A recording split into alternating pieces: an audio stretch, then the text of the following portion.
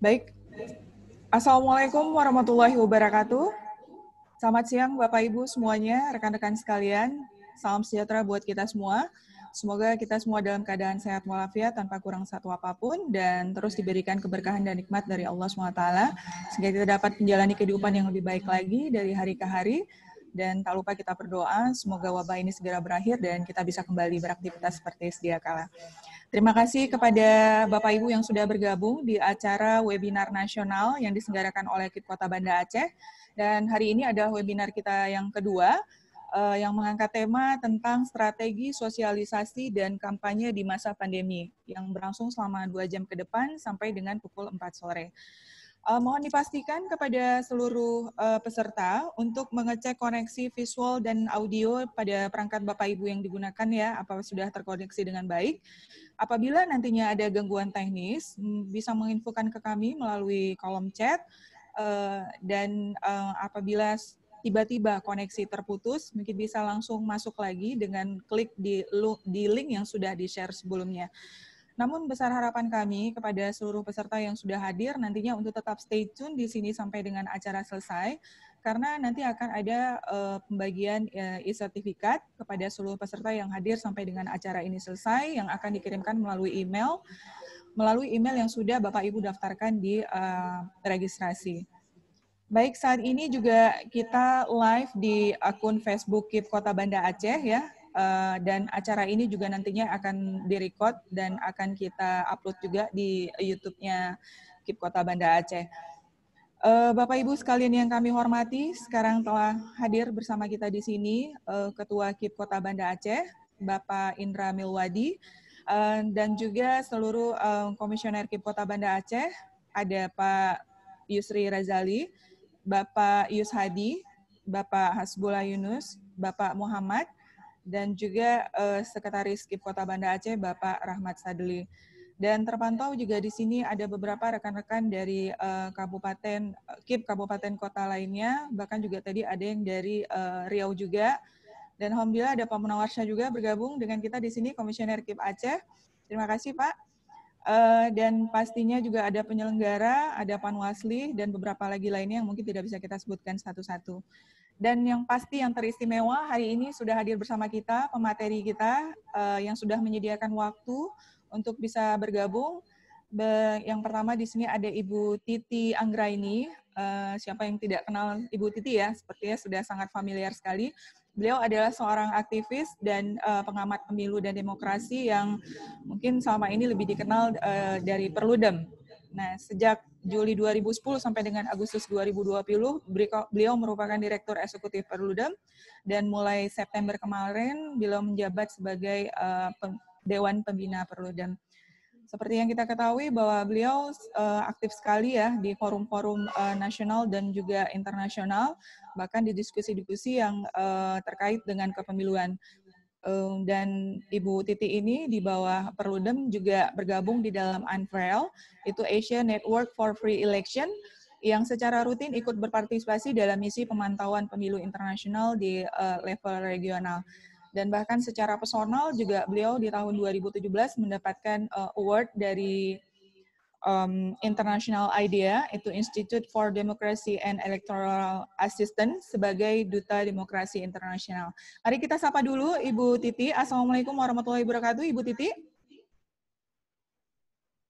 Ibu Titi. Waalaikumsalam warahmatullahi wabarakatuh. Apa kabar Ibu? Baik, alhamdulillah sehat, insya Allah sehat-sehat semua ya. Iya sehat Ibu. Di sana lagi penerapan PSBB jilid 2 Ibu ya.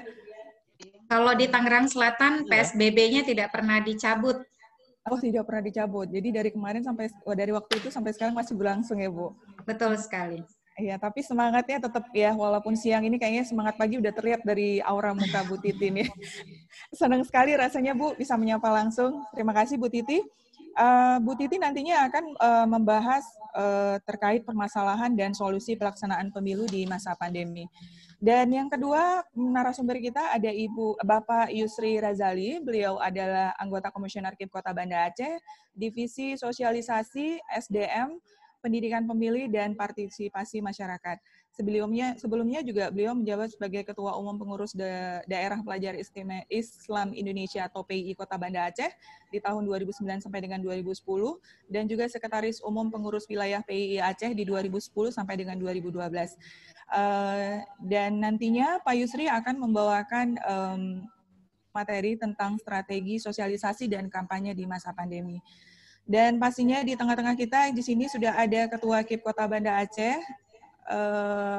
Bapak Indra Milwadi. Beliau selaku pemantik diskusi kita hari ini yang nantinya akan membuka acara. Sebelum beliau bergabung di Komisioner KIP Kota Banda Aceh, beliau adalah seorang aktivis organisasi dan juga aktif di beberapa lembaga kemanusiaan internasional. Sebelumnya juga beliau sudah menjabat sebagai Komisioner KIP Kota Banda Aceh di periode 2013 sampai dengan 2018 dan mulai di 2018 saat ini menjabat sebagai Ketua KIP Kota Banda Aceh. Baik, terima kasih Pak Indra. Suara saya terdengar jelas ya Pak di sana? Jelas, bagus. Baik, terima kasih. Dan saya di sini Eva Maulidia Putri dari Sekretariat KIP Kota Banda Aceh hari ini akan memandu acara ini sampai selesai sampai dengan sebagai moderator. Dan dapat kami informasikan saat ini sudah ada 33 partisipan. Di sini terdiri dari akademisi, praktisi, LSM, parpol, ada panwas juga, birokrat, tokoh masyarakat, mahasiswa, dan di sini Ibu Titi kita juga membuka forum ini bagi masyarakat umum. Kami harap kepada semua partisipan nantinya untuk tetap ada di room meeting ini ya, tidak keluar masuk. Artinya kalau memang pun koneksi terputus bisa langsung masuk kembali melalui link yang sudah dibagikan. Baik, sekali lagi demi kelancaran diskusi, kami mohon masih ada partisipan yang speakernya masih on ini Bu. Bisa di-mute-kan ya Bapak Ibu ya. Baik, dengan mengucapkan Bismillahirrahmanirrahim, acara webinar nasional strategi dan kampanye di masa pandemi yang diselenggarakan oleh KIP Kota Banda Aceh pada hari ini Rabu tanggal 23 September 2020 dimulai. Baik, di awal ini kita minta sambutan dan juga arahan sekaligus pengantar dari Ketua KIP Kota Banda Aceh. Kepada Pak Indra dipersilakan Pak. Baik, terima kasih Bu Eva. Bukan arahan ini cuman mengantar diskusi saja. Pertama sekali, Bismillahirrahmanirrahim. Alhamdulillahirabbil alamin. Wassalatu wassalamu ala asrofil anbiya'i wal mursalin wa ala alihi wa sahbihi ajma'in. Yang saya hormati para narasumber, ada kayaknya saya lebih enak nyebutnya Mbak, kayaknya lebih sering dipanggil Mbak ya, Mbak Titi Anggraini, Ketua Dewan Pembina Perludem. Kemudian narasumber berikutnya nanti ada Pak Yusri Razali, Komisioner KIP Kota Banda Aceh. Saya hormati juga terpantau di monitor ini ada senior kita Pak Munawar Syah dari KIP Aceh. Alhamdulillah beliau menyemangati kita untuk ada di sini. Nanti mudah-mudahan bisa juga memberikan masukan-masukan ya, pendapat-pendapat terkait dengan acara kita hari ini. Yang saya hormati juga dari Panwasli Kota Banda Aceh juga ada.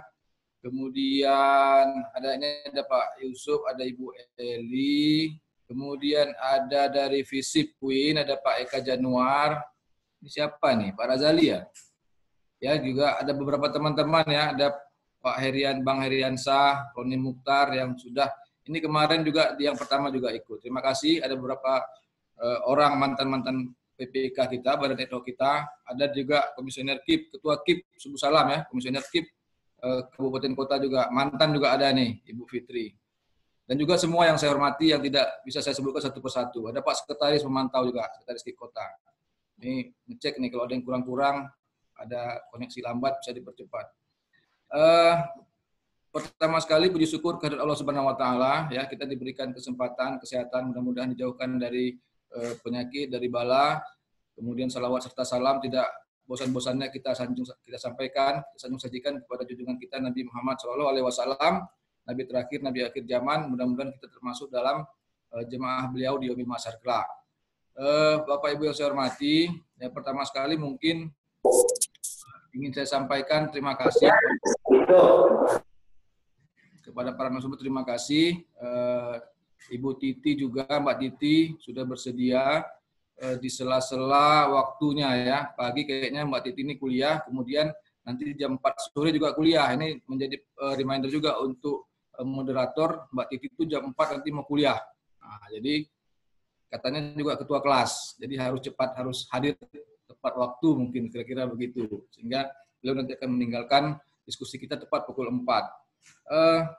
Mbak Titi ini, saya perkenalkan sedikit, ini bukan orang lain, tapi ini lintu beliau ini orang Aceh. Jadi beliau ini Aceh juga, sama seperti kita, Urang Getanyo. Nah, jadi bukan orang lain. Kemudian Mbak Titi juga menjadi ikon dari, saya pikir Perludem ya. Saya sendiri banyak Perludemnya menjadi referensi saya, betul-betul menjadi tempat belajar kepemiluan itu banyak sekali dari Perludem. Jadi kelihatannya Perludem memang di samping aksi-aksi juga serius melakukan edukasi. Ini buku-buku saya dari Perludem ini lengkap. Jadi termasuk ini ya, buku wajib ya. Jadi saya banyak belajar dari informasi yang disampaikan oleh Perludem. Kemudian hari ini, kegiatan kita hari ini adalah kegiatan webinar yang kedua dari 5 seri webinar yang kita rencanakan. Jadi kegiatan ini kegiatan yang menolak untuk menyerah dengan keadaan. Jadi di sela-sela COVID-19, kemudian anggaran juga sangat minim karena dipotong, juga memang nggak ada pemilu, tapi kita tetap komit untuk tetap melakukan kegiatan-kegiatan, terutama kegiatan-kegiatan peningkatan kapasitas kepemiluan. Hari ini temanya tentang strategi sosialisasi dan kampanye di masa pandemi. Jadi kita melihat, untuk saya sendiri saya melihat bahwa katakanlah dalam persoalan kampanye, kita ini belum punya format atau parameter yang jelas bagaimana format kampanye. Dari sisi waktu saja misalnya, ya, pemilu kita ini tidak selalu berubah-ubah dari masa kampanyenya. Pemilu 2004 ke bawah, Orde Baru sampai 2004, itu masa kampanyenya 3 minggu. Kemudian di pemilu 2009, masa kampanye menjadi 9 bulan. Pemilu 2014, masa kampanye panjang, karena ada komplain dari partai-partai baru bahwa mereka tidak mendapatkan kesempatan yang sama dengan orang-orang yang sudah punya jabatan, sehingga diperpanjang menjadi 16 bulan. Nah, pemilu 2019, sama-sama kita tahu kemarin, masa kampanye 6 bulan setengah. Masa kampanye 6 bulan setengah ini bukan karena memang didesain dari awal 6 bulan setengah, tapi karena keterlambatan proses pengesahan Undang-Undang Pemilu, Undang-Undang 7 tahun 2017. Karena terlambat, akhirnya masa kampanye itu yang dipepetkan, hanya 6 bulan setengah. Jadi, kalau kita lihat dalam masa normal saja, kita belum punya formulasi yang jelas sebenarnya kampanye ini bagaimana, apalagi dalam COVID. Saya tertarik sekali ketika salah satu diskusi Perludem kemarin tentang menetapkan parliamentary threshold. Jadi ternyata menetapkan parliamentary threshold itu sendiri ada formulanya, ada rumusnya, ada alat ukurnya. Jadi hasil dari hitung-hitungan Perludem kemarin, saya sendiri bingung itu. Ya, saya sendiri bingung. Oh ya, ini tulisan saya minta ditampilkan. Coba ke atas lagi. Ini tulisan saya yang di Perludem pernah. Coba ke atas lagi, ke atas. Ya, di atas. Ke atas lagi, paling atas.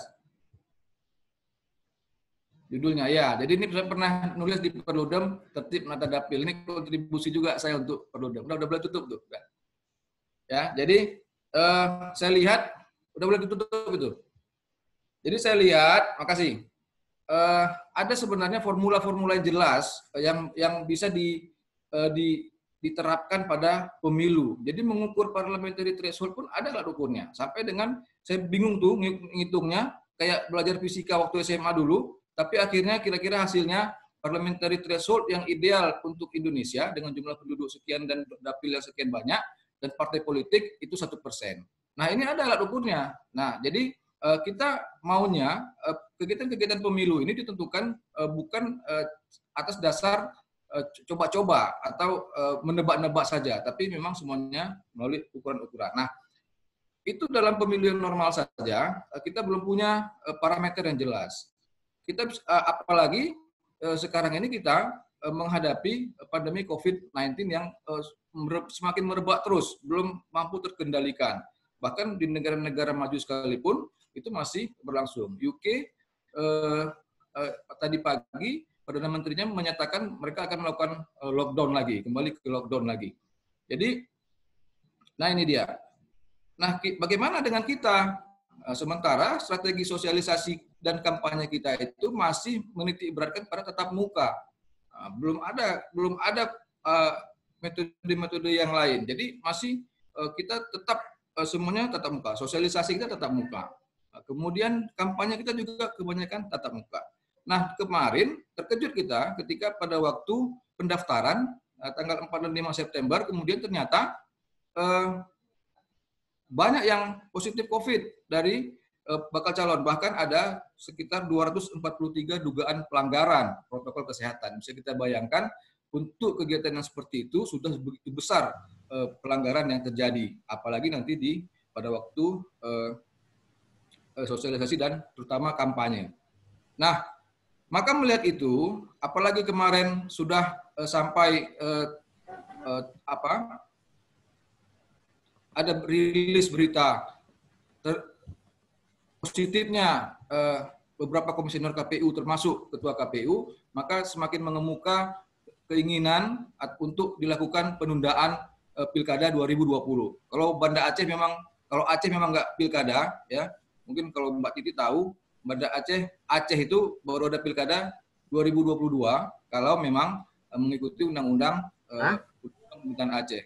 Jadi kita memang nggak ada pilkada, jadi nggak terlalu masalah. Tapi ada penundaan pilkada dari ormas-ormas terbesar di Indonesia, NU, Muhammadiyah, termasuk lembaga negara Komnas HAM dan Perludem sendiri sudah menyampaikan usulan agar pilkada itu ditunda karena belum mampu dianggap untuk menerapkan protokol kesehatan, pencegahan dan pengendalian COVID-19. Nah, bahkan kita lihat juga kesiapan dari kita sebagai kesiapan penyelenggara dalam hal ini KPU belum memperlihatkan keseriusan dalam menerapkan protokol COVID ini karena dalam PKPU tentang PKPU 6 tahun 2020 ya dirubah dengan PKPU 10 2020 pelaksanaan pemilihan kepala daerah dalam kondisi bencana non alam itu masih ada metode-metode kampanye, rapat umum, bahkan konser. Ini yang diperdebatkan. Ini kalau kata Pak Hari Ali ya di bukunya Harun Hussein itu konser itu cuma ada di Indonesia. Jadi yang bertanggung jawab mengidentikan kampanye dengan konser itu adalah Rhoma Irama katanya.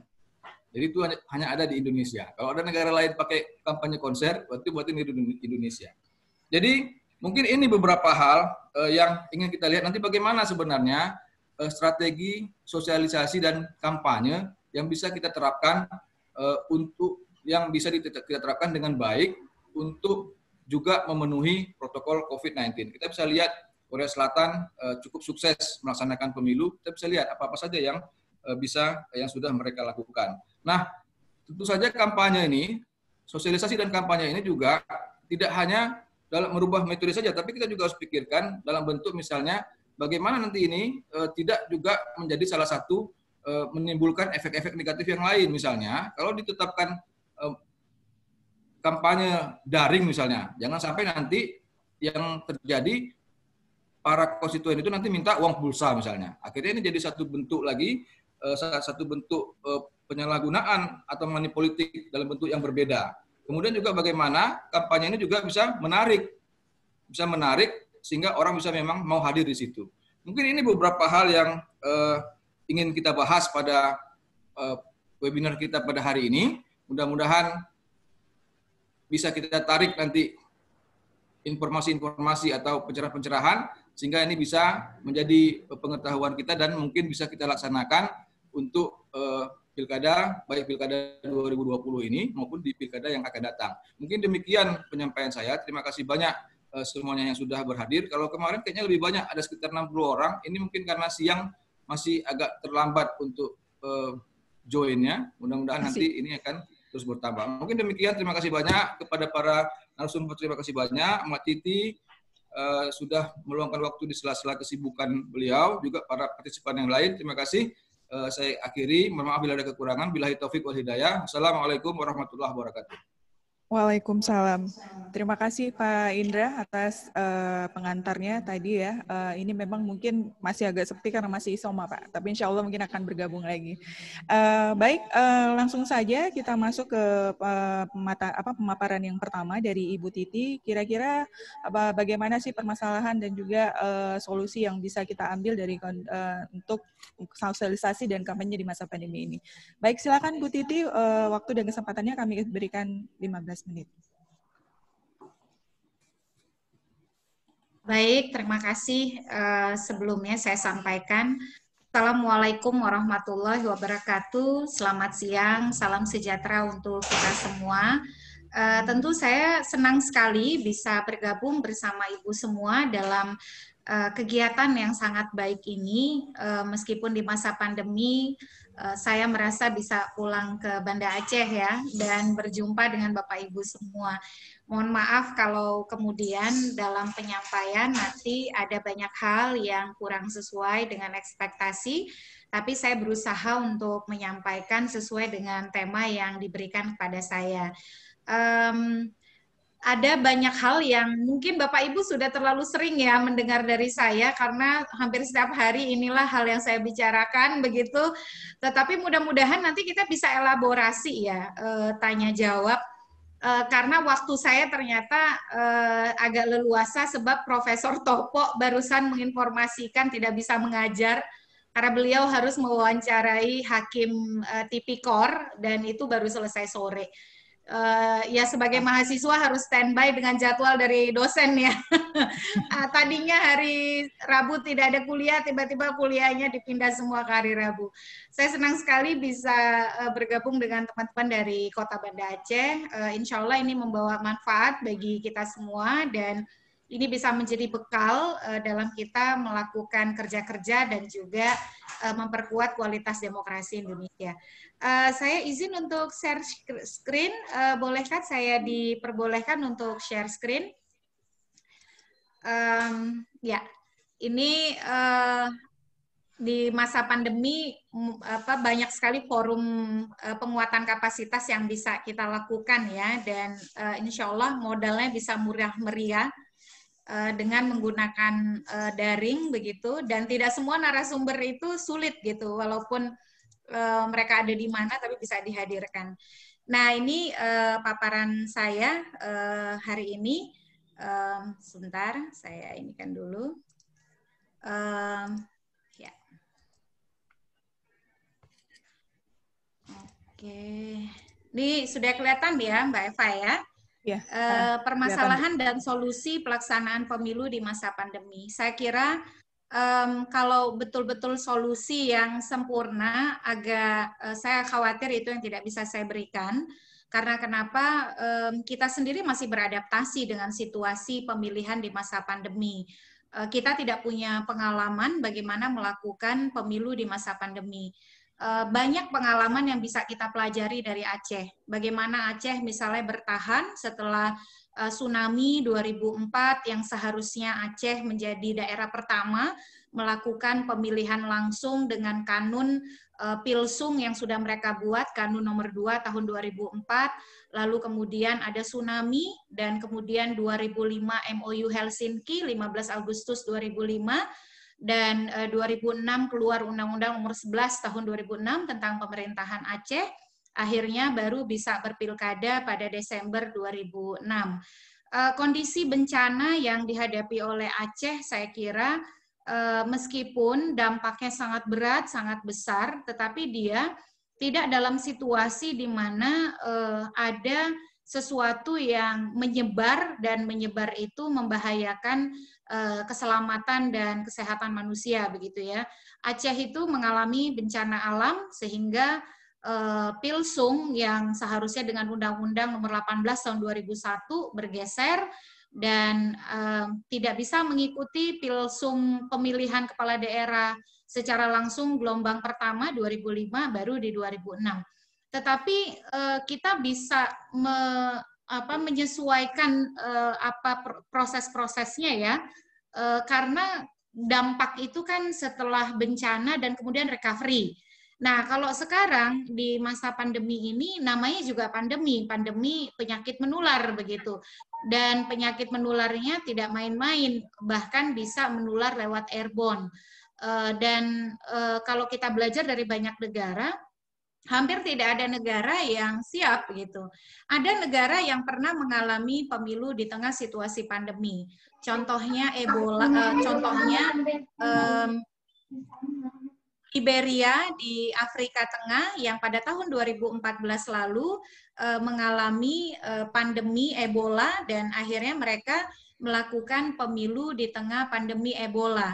Nah, waktu itu satu negara itu saja begitu ya, dan itu walaupun menjadi kajian di beberapa negara, tidak pernah terbayangkan bahwa situasi yang sama seperti di Liberia pada tahun 2014 di mana pemilu diselenggarakan di tengah situasi pandemi Ebola, itu bisa juga terjadi secara global. Makanya kalau kita lihat gambaran umum global dampak COVID-19 terhadap pemilihan, ini data yang terbaru. Kalau kita lihat data yang terbaru ya, negara-negara yang kemudian melanjutkan penyelenggaraan pilkada di tengah situasi pandemi sesuai dengan jadwal yang sudah mereka rencanakan, itu angkanya terus meningkat misalnya. Dari tanggal 21 Februari sampai 13 September 2020 itu tercatat ada 71 negara dan wilayah di seluruh dunia yang memutuskan untuk menunda pemilu mereka baik di tingkat lokal ataupun tingkat nasional karena COVID-19. Dan 38 negara dan teritori atau wilayah diantaranya itu memutuskan untuk menunda pemilu nasional atau referendum mereka. Pemilu nasional ini artinya pemilu presiden, pemilu DPR, pemilu DPD begitu. Jadi bayangkan sampai pemilu presiden pun ikut tertunda karena pandemi COVID-19. Nah, lalu kemudian ada 61 negara dan wilayah yang memutuskan untuk tetap menyelenggarakan pemilu mereka sesuai dengan jadwal yang sudah direncanakan meskipun ada kekhawatiran berkaitan dengan pandemi COVID-19. Dan kalau kita lihat pasca Juni 2020 itu negara-negara yang memutuskan untuk tetap lanjut dengan pemilunya makin bertambah banyak. Karena kenapa? Karena ternyata di negara-negara itu menyiapkan pemilu itu tidak sulit gitu ya. Pemilu mereka itu bahkan dipersiapkan hanya dalam hitungan minggu. Jadi misalnya diputuskan di bulan Agustus, maka di bulan Oktober mereka bisa langsung berpemilu. Beda sekali dengan kita saja untuk tingkat pemilihan kepala daerah itu kita menyiapkan tahapan kurang lebih 1 tahun. Misalnya pilkada yang semula akan berlangsung 23 September 2020, itu tahapannya sudah dirilis sejak 23 September 2019. Banyak ahli yang menyebutkan bahwa pemilu dan termasuk pilkada di Indonesia adalah proses pemilihan yang paling kompleks dan paling rumit di dunia. Jadi kompleksitas itu tentu berpengaruh juga terhadap kemampuan kita di dalam menyelenggarakan proses pemilihan di tengah situasi pandemi COVID-19. Pandemi COVID-19 dan pemilu memaksa setiap negara untuk beradaptasi karena dua hal ini kan bertentangan satu sama lain. Pemilu itu menyaratkan inklusivitas, interaksi, partisipasi, bagaimana kemudian orang berdialog, ada penyampaian visi misi dan lain sebagainya, ada penjangkauan pemilih. Nah, sementara pandemi COVID-19 itu kan membuat kita harus jaga jarak, jaga kebersihan, menghindari kerumunan, tidak berpergian bila tidak sangat diperlukan begitu. Jadi adaptasi dua hal ini yang memang harus dipahami oleh setiap penyelenggara pemilu dan juga oleh mereka yang akan terlibat di dalam proses pemilihan. Nah, namun Kofi Annan Foundation itu pernah menulis sebuah open letter ya. Jadi dia pernah menulis surat terbuka yang pada intinya dia mengatakan, democracy must not become the silent victim of the coronavirus pandemic. Jadi dia bilang di dalam surat terbuka ini, dan salah satu penandatangannya adalah mantan Presiden SBY, Susilo Bambang Yudhoyono dari Indonesia, bahwa demokrasi itu tidak boleh menjadi korban diam dari pandemi COVID-19 atau virus corona. Nah, oleh karena itu dia bilang agenda elektoral itu harus tetap berjalan untuk memfasilitasi kedaulatan rakyat. Nah, untuk menjalankan agenda elektoral di tengah situasi pandemi, Kofi Annan Foundation itu mengemukakan sejumlah prasyarat yang harus dipenuhi oleh negara-negara yang memutuskan untuk tetap melakukan praktek demokrasi elektoral di tengah situasi pandemi. Apa itu yang pertama? Yang pertama adalah harus ada dasar hukum yang kuat, a firm grounding in the law. Jadi pemilu di masa pandemi itu harus dipayungi oleh sebuah dasar hukum yang sangat kuat. Jadi bagaimana dasar hukum yang mampu mengadaptasi situasi pandemi yang sedang dihadapi. Ini cukup berbeda dengan Indonesia. Makanya banyak kritik pada proses pilkada yang sekarang, sebab kalau Kofi Annan bicara soal dasar hukum yang kuat, Kofi Annan ini maksudnya Kofi Annan Foundation ya, bukan almarhum Kofi Annan.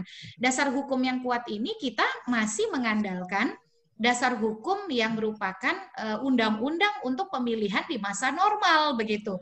Makanya ketika terjadi pelanggaran protokol kesehatan besar-besaran saat pendaftaran calon pada tanggal 4 sampai 6 September yang lalu, hampir semua pihak gelagapan begitu atau gagap. Ada yang publik meminta agar diterapkan sanksi yang ketat kepada bakal pasangan calon atau partai politik, tetapi kemudian instrumen hukum yang tersedia tidak memfasilitasi itu. Termasuk misalnya ketika waktu pemungutan suara didorong untuk lebih panjang, melampaui jam 1, itu kan tidak bisa kita lakukan. Karena apa? Dasar hukum yang kuat itu tidak tersedia. Undang-undang yang ada sekarang itu undang-undang biasa. Termasuk juga inisiatif untuk mendorong adanya kotak suara keliling, misalnya memfasilitasi mereka yang sedang isolasi mandiri, mereka yang sedang ada di rumah sakit, atau mereka yang sedang dalam perawatan, itu juga terkendala oleh adanya ketentuan dalam undang-undang yang menyebutkan bahwa pemberian suara dilakukan di TPS gitu. Nah, yang kedua adalah harus ada dukungan politik luas, broad political support. Oleh karena itu, keputusan untuk melakukan pilkada itu harus didialogkan dengan banyak pihak, banyak pemangku kepentingan. Sebagai contoh ya, sebenarnya poin yang kedua ini tidak hanya relevan untuk pemilu di tengah masa pandemi, tetapi juga untuk diskursus pilkada di Aceh, apakah pilkada 2022 ataukah pilkada 2024 gitu. Nah, kalau memang misalnya kemudian konsensus itu baru mau dibangun, tidak bisa konsensus itu hanya antara para elit, antara KIP, DPRA, pemerintah Aceh, karena pemangku kepentingan elektoral itu bukan hanya DPRA, bukan hanya pemerintah Aceh, bukan hanya KIP, tetapi juga ada masyarakat sipil, ada publik di situ yang juga harus didengar. Oleh karena itu legitimasi itu sangat bergantung pada dukungan politik yang luas gitu. Yang ketiga adalah komunikasi yang jelas dan transparan kepada publik. Ini sesuai dengan tema kita hari ini. Clear and transparent communication to the public gitu. Komunikasi itu harus bisa ditangkap oleh publik. Logika di dalam menyelenggarakan pemilu di masa pandemi tidak bisa hanya dipahami oleh segelintir orang. KPU-nya paham, partai politiknya paham, tapi kalau pemilihnya tidak paham, maka bisa chaos gitu. Nah, yang keempat adalah proporsionalitas atau proportionality. Segala tindakan yang diambil harus masuk akal dan proporsional dengan risiko yang ditimbulkan oleh virus corona. Jangan sampai proses pemilu itu mempertaruhkan nyawa dan bahaya bagi para pihak yang terlibat. Jadi proporsionalitas itu berkaitan juga dengan keamanan proses gitu. Jadi segala apa yang dilakukan di dalam menyelenggarakan pemilu itu harus proporsional menghitung risiko yang bisa ditimbulkan, terutama potensi adanya penularan virus COVID-19. Yang berikut, yang kelima, harus dilakukan berdasarkan informasi teknis kepemiluan terbaik, based on the best available technical information. Jadi penyelenggara pemilu itu harus ditopang oleh para ahli-ahli terbaik, baik ahli pemilu, ahli politik, ahli hukum, maupun ahli kesehatan. Dan ini juga yang sebenarnya menjadi prasyarat ketika Ketua Gugus Tugas mengirim surat kepada KPU tanggal 27 Mei 2020 menyatakan karena pandemi ini tidak bisa diketahui kapan akan berakhir, maka pilkada tahapannya bisa dilanjutkan dengan 2 syarat. Yang pertama, penerapan protokol kesehatan di setiap tahapannya, dan yang kedua, koordinasi dengan Kementerian Kesehatan di dalam pembentukan berbagai peraturan yang berkaitan dengan penerapan protokol kesehatan. Yang berikut adalah harus ada kerangka waktu yang jelas atau time bound. Nah, ini kalau di Indonesia kita sudah punya. Kenapa ini menjadi concern? Karena di beberapa negara di luar itu, misalnya keputusan untuk menyelenggarakan pemilu itu karena negara mereka banyak yang parlementer, itu kan bergantung kepada Perdana Menteri gitu. Jadi tidak bisa tuh dipastikan kayak kita. Pemilu 2020 pilkada kita sudah tahu hari pemungutan suaranya itu sejak 2019. Di negara-negara seperti Australia itu pemungutan suara itu bisa baru diketahui 3 atau 4 bulan sebelum waktu pemungutan suara. Dan yang terakhir, harus memperhatikan kelompok-kelompok yang sangat terdampak, mindful of particularly affected groups. Misalnya siapa? Mereka yang sakit, mereka yang kelompok disabilitas, mereka yang terdampak secara ekonomi sehingga berada di bawah garis kemiskinan, begitu, sehingga mereka menjadi kelompok marginal, menjadi miskin kota. Nah, itu juga harus diperhatikan.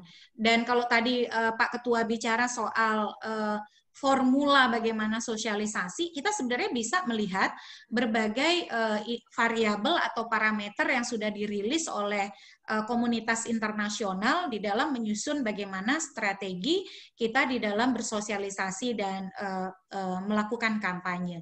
Tapi kan kalau strategi kampanye saya kira tidak boleh KPU yang merumuskan gitu ya. Strategi kampanye itu urusannya peserta pemilu, KPU itu fokus kepada strategi sosialisasi. Kalau strategi berkampanye, strategi pemenangan itu urusannya peserta pemilu.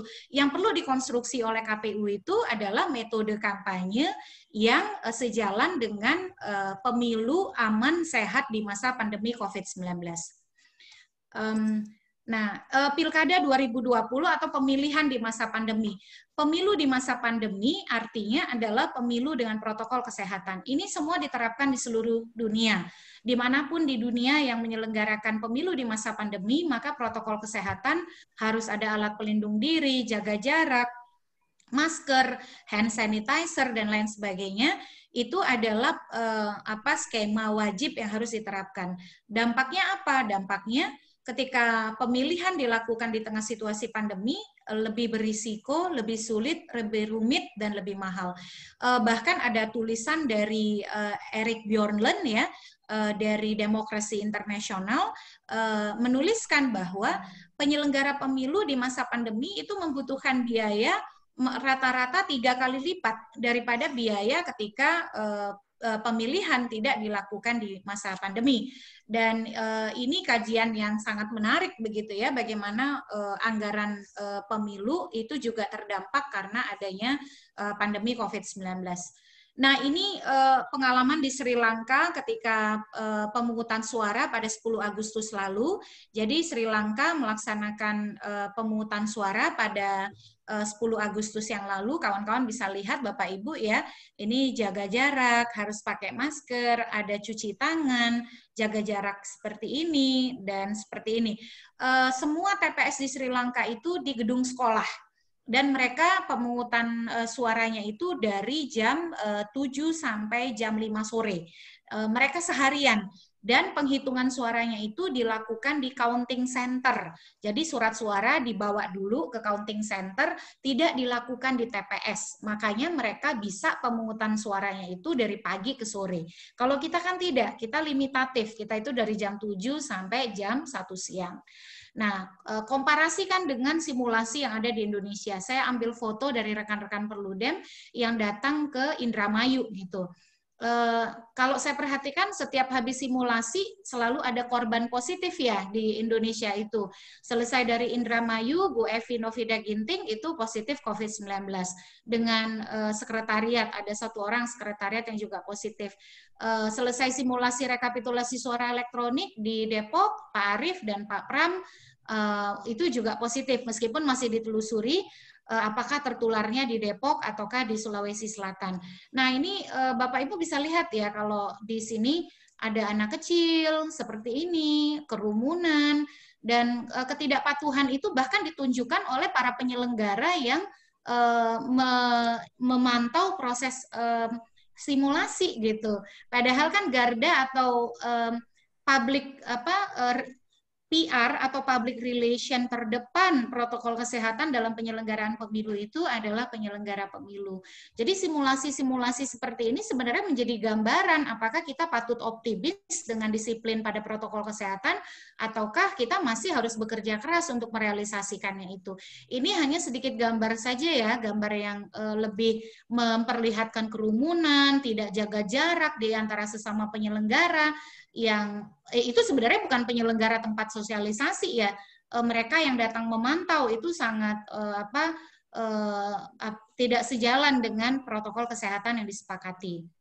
Nah, tulisan dari Adi Aman, seorang senior program manager di International IDEA, Institute for Democracy and Electoral Assistance, dia menulis di The Diplomat, itu bisa dicari judul tulisannya, Election in a Pandemic, Lessons from Asia. Jadi dia mengelaborasi, mengevaluasi pemilu di Mongolia, di Malaysia, di Jepang, di Singapura, dan di Korea Selatan. Kesimpulannya adalah, menurut Adi Aman, bahwa pemilu di tengah masa pandemi itu memungkinkan, tapi sulit. Nah, karena kenapa? Karena pemilu di tengah COVID-19 itu bisa berdampak pada kualitas demokrasi di 5 area. Yang pertama, dampak yang akan dirasakan oleh demokrasi adalah partisipasi elektoral, yaitu angka pengguna hak pilih. Jadi akan ada dampak pada partisipasi pemilih. Mayoritas negara-negara yang menyelenggarakan pemilu di tengah situasi pandemi itu menghadapi penurunan angka partisipasi pemilih. Yang kedua adalah tantangan pada kebersihan pemilu, khususnya adalah terkait dengan pengadministrasian pemilu. Ini kebersihan yang sesungguhnya ya, terkait dengan kerentanan pandemi COVID-19. Yang ketiga, berdampak pada partisipasi sekelompok pemilih, khususnya mereka yang sangat rentan karena mereka sakit. Jadi ada kecenderungan untuk meninggalkan mereka yang sakit untuk menggunakan hak pilih. Yang keempat adalah mempengaruhi cara partai politik di dalam operasionalisasi kampanye mereka di masa kampanye. Misalnya ketika tidak boleh ada kampanye rapat umum, maka itu akan berdampak pada inovasi partai politik dalam melakukan kampanye. Dan yang terakhir, mempengaruhi legitimasi dari hasil, terutama kalau misalnya hasil pemilunya rendah, angka partisipasi pemilihnya rendah, nah itu bisa menimbulkan pertanyaan dan keraguan. Sebenarnya pemilu kita ini legitimate atau tidak sih? Karena terlalu banyak orang yang tidak mau ikut pemilu gitu. Apalagi kemudian kalau dia adalah negara yang menyaratkan angka partisipasi pemilih minimum. Jadi ada sejumlah negara itu yang menyaratkan angka partisipasi minimum. Kalau tidak sampai minimum, maka pemilunya harus diulang gitu. Itu ada negara-negara seperti itu.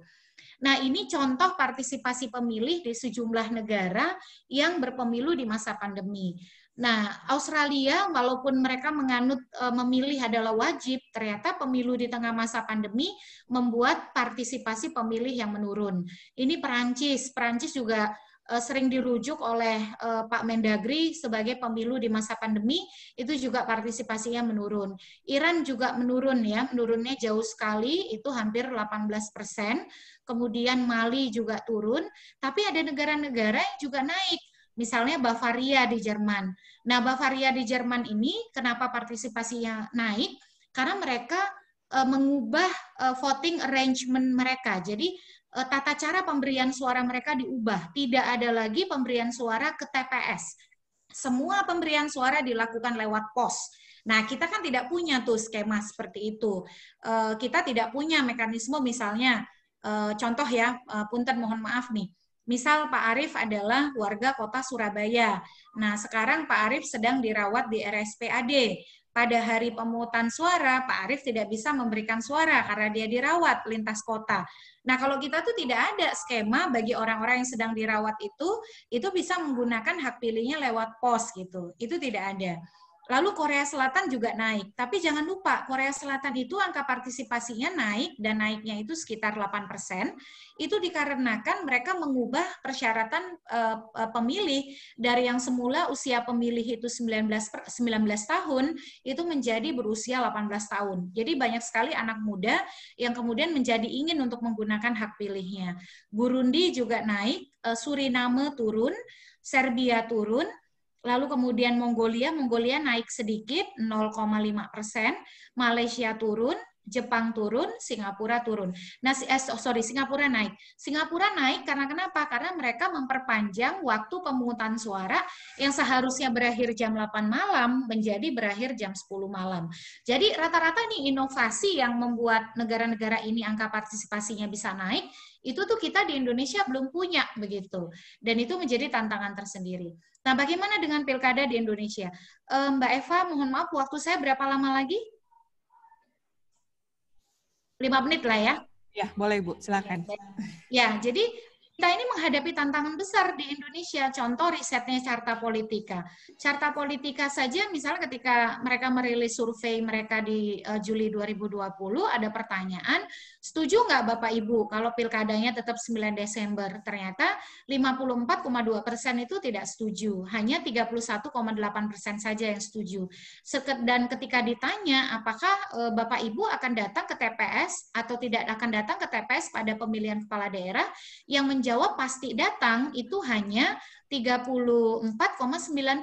Jadi bisa dilihat di sini, yang pasti akan menggunakan hak pilih dan yakin itu 34,9% saja. Sementara 55% itu masih menjawab tidak tahu atau tidak jawab begitu. Ini jadi tantangan besar bagaimana mengubah misalnya kalau pilkadanya tetap 9 Desember, keyakinan bagi 55 dan 10,2% orang di responden ini yang belum memastikan mereka akan menggunakan hak pilih. Dan terkait dengan kampanye, ternyata ketika ditanya apakah kalau kampanye dilaksanakan, bagaimana sebaiknya kegiatan kampanye dilakukan? Apakah secara terbuka atau secara tertutup? Terbuka ini seperti biasa ya, ada konser, Roma Irama, rapat umum, ada pertemuan terbatas, begitu pertemuan tatap muka. Ternyata mayoritas itu 61,1% itu lebih ingin kampanyenya terbuka seperti biasa. Jadi tetap ada kampanye terbuka seperti biasa. Jadi ini menjelaskan sebenarnya kenapa waktu pendaftaran calon pada tanggal 4 sampai 6 September yang lalu itu terjadi pelanggaran protokol kesehatan besar-besaran karena ternyata pemilih Indonesia itu lebih senang situasi yang terbuka ketimbang yang tertutup begitu. Nah, apa saja sih kemudian yang menjadi tantangan kita berpilkada di tengah pandemi? Yang pertama, tantangan besar kita adalah penguatan kapasitas penyelenggara menjadi minimalis. Walaupun dikatakan semua akan daring, dikonversi menjadi virtual, tetapi banyak persoalan teknis itu yang tidak bisa selesai dengan daring begitu. Sementara kalau kita pertemuan tatap muka, kan prosesnya itu lebih terbatas. Jumlah tidak bisa besar, sekali mengumpulkan orang langsung misalnya 200, tidak bisa. Berarti kan harus dibuat berkali-kali. Nah, kalau dibuat berkali-kali itu biaya akan jadi lebih besar, atau kemudian dampaknya adalah ada sesuatu yang tidak maksimal di dalam melakukan BIMTEK atau orientasi tugas dan lain sebagainya. Nah, akhirnya bisa saja kita karena kita pilkada di tengah situasi pandemi, maka kualitas pilkada terdistorsi dan menjadi permisif pada profesionalisme penyelenggara pilkada.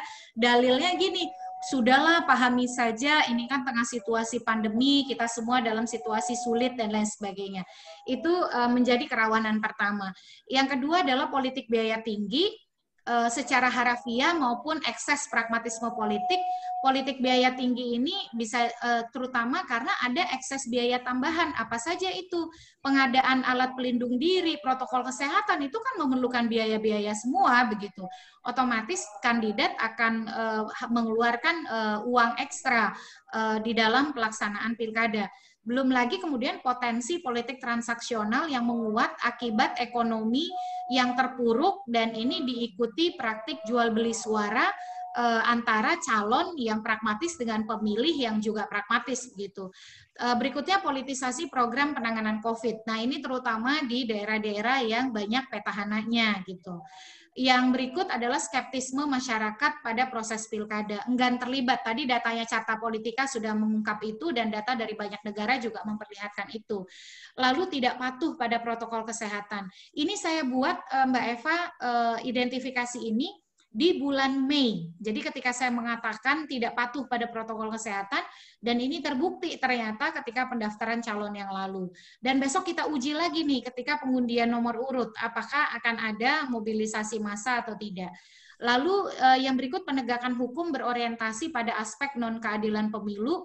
Jadi kita nih sibuk ngurusin yang non-keadilan pemilu, misalnya protokol kesehatan atau tidak, ya itu penting karena itu soal nyawa gitu. Tetapi akhirnya soal politik uang, soal mahar politik itu udah tidak terjangkau semua gitu ya, udah tidak dapat perhatian gitu.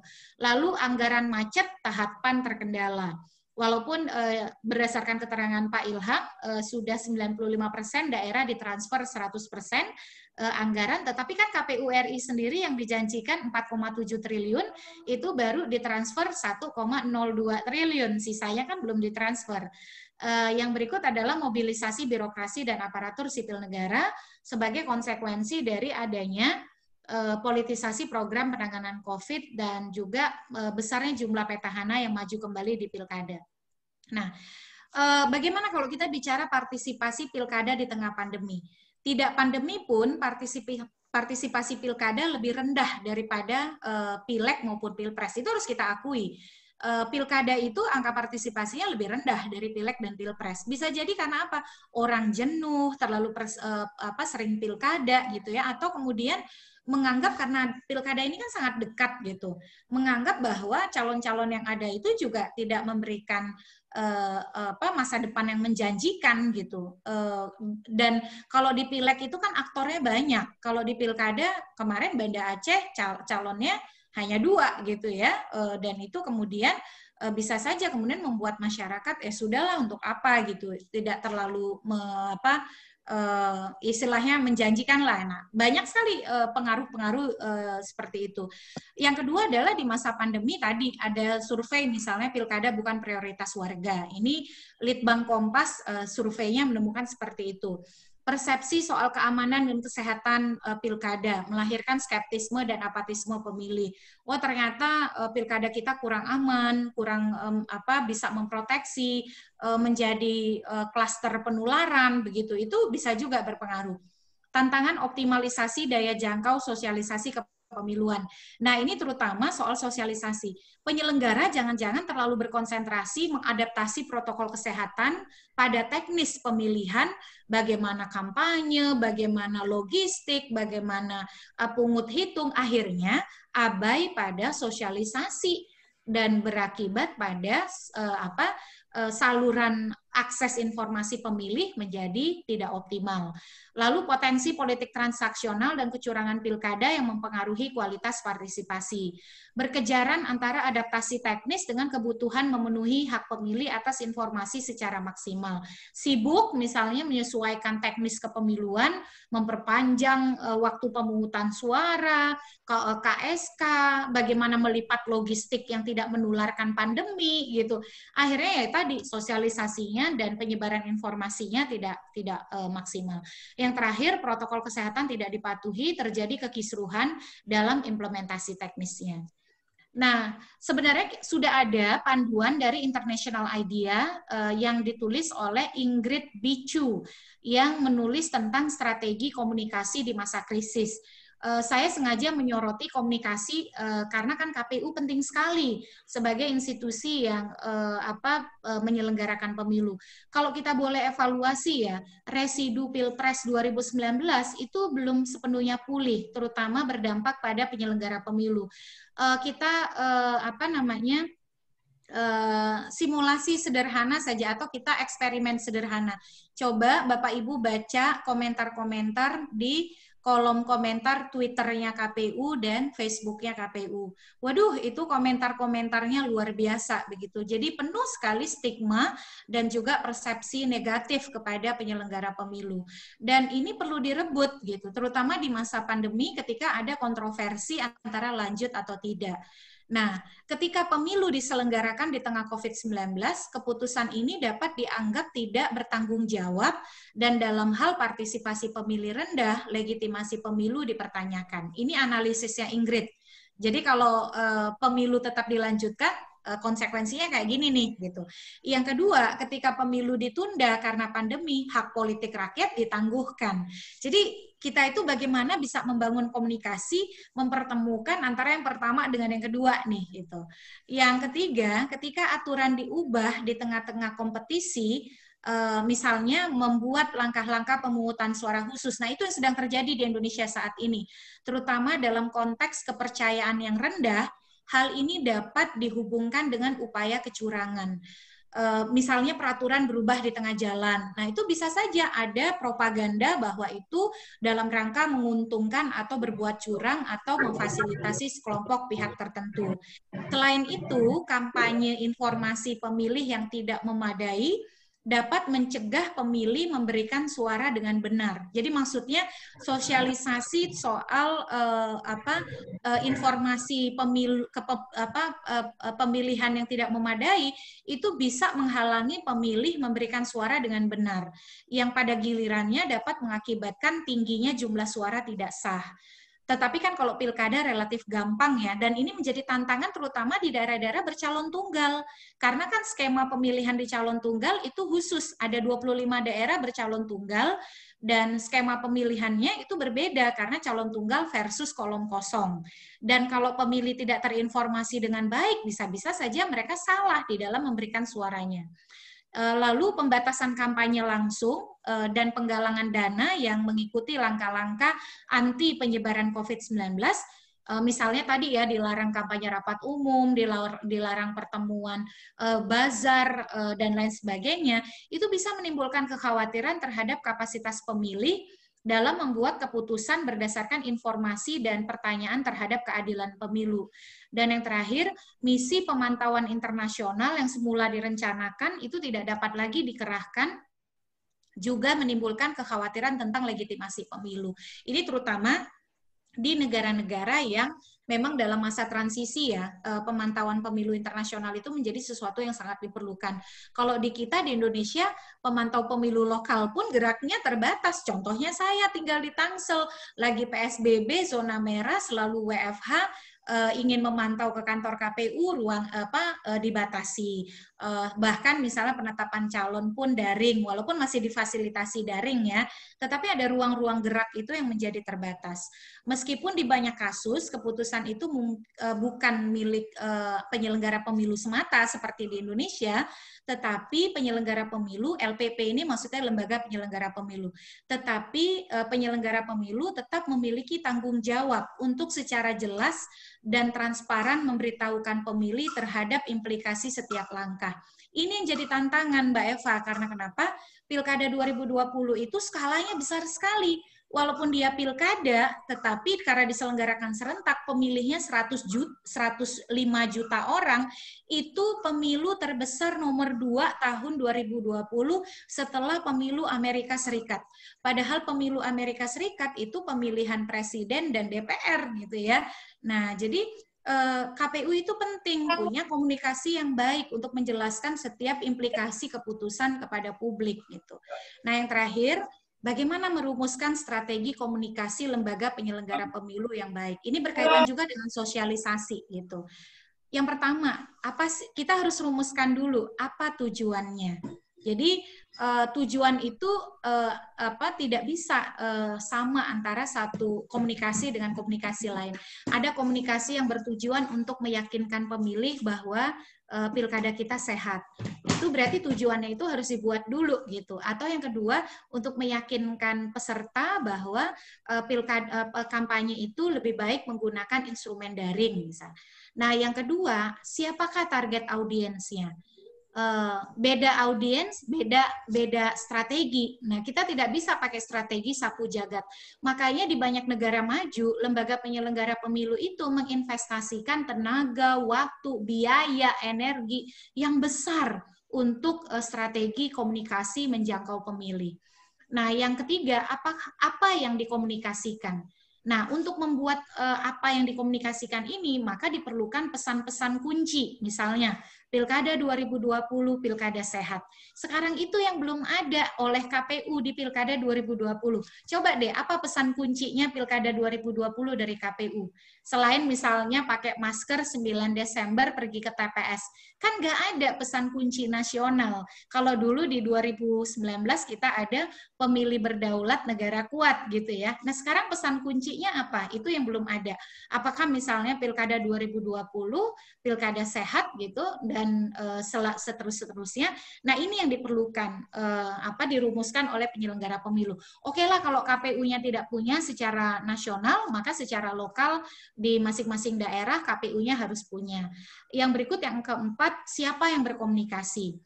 Melakukan kampanye informasi pemilih bersama antara lembaga penyelenggara pemilu dan otoritas kesehatan yang relevan itu dapat dipertimbangkan, terutama ketika ada keraguan bahwa pemilihannya itu tidak sehat atau tidak aman.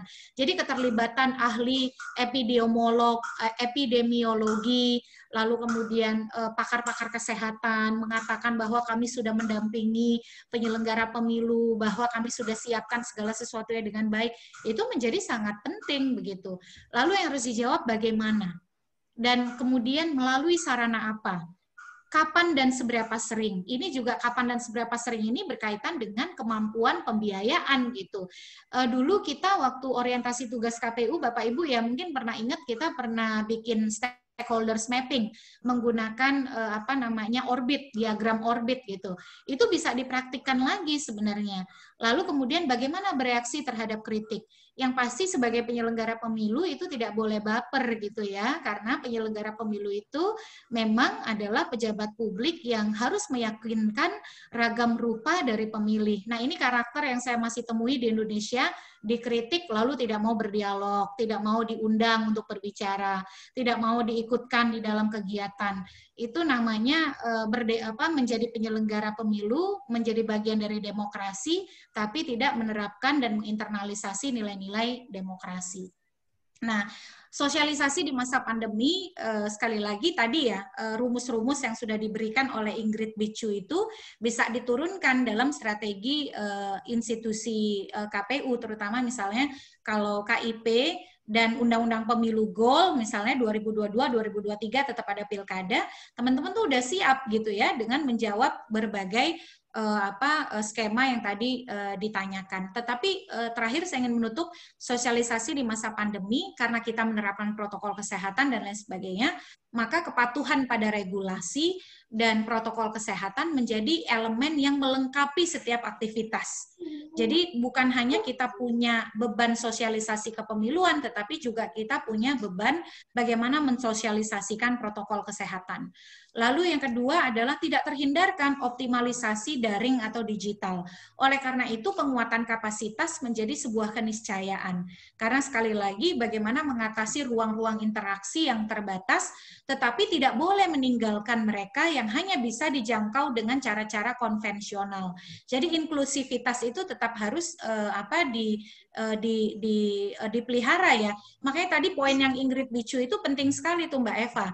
Karena kalau kita tahu siapa target audiensnya, kita kan bisa petakan apakah dia bisa dijangkau dengan digital ataukah dia harus dengan konvensional.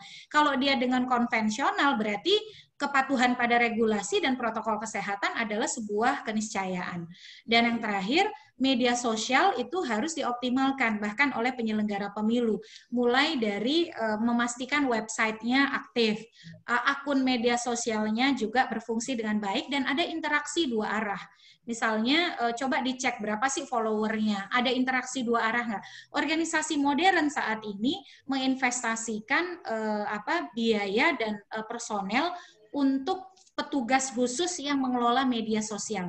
Di Perludem pun kami punya orang khusus yang mengelola media sosial, sehingga ada interaksi gitu. Walaupun memang berat ya Bapak Ibu ya, mengelola media sosial tuh nggak gampang, kadang-kadang kita salah ngomong.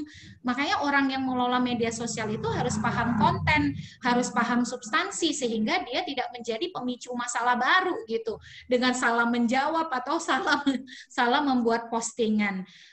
Juga bisa memanfaatkan iklan di Facebook, di Twitter, kan mereka punya AdSense ya.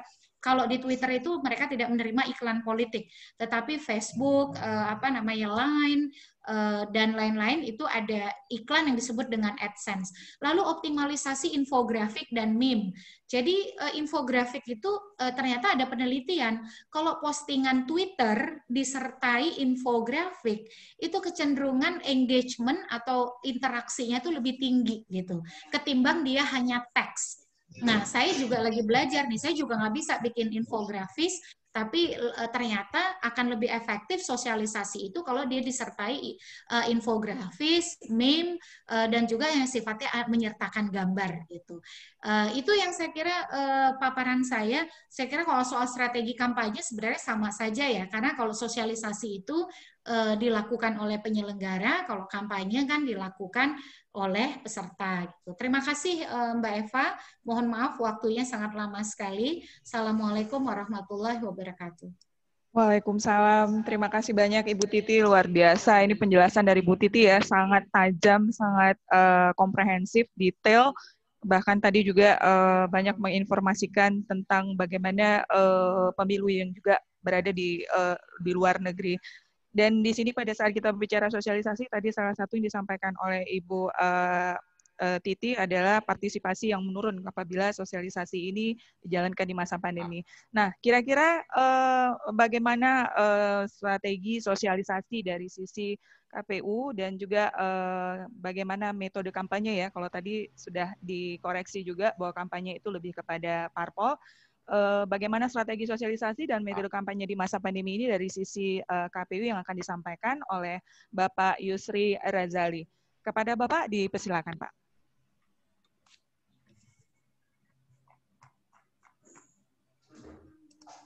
Baik, terima kasih. Apakah suara saya jelas? Jelas, Pak. Bismillahirrahmanirrahim. Assalamualaikum warahmatullahi wabarakatuh. Waalaikumsalam. Asyhadu an la ilaha illallah wa asyhadu anna Muhammadar Rasulullah. Raditu billahi robba wa bil islami dina wa bi Muhammadin nabiyya wa rasulah. Puji syukur kepada Allah Subhanahu wa taala. Salawat dan salam kepada baginda besar Nabi Muhammad sallallahu alaihi wasallam.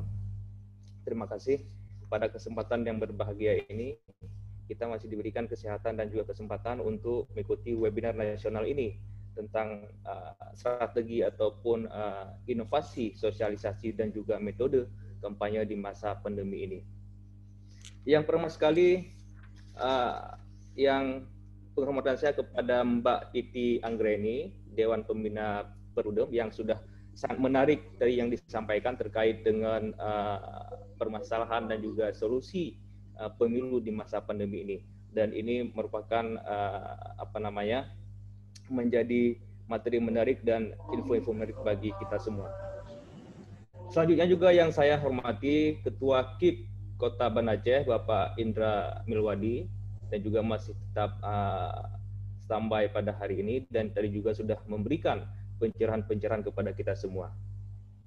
Dan juga tadi juga ada hadir Bapak Munawar Syah, Komisioner KIP Aceh, dan juga teman-teman yang lainnya yang sudah berhadir pada hari yang berbahagia ini.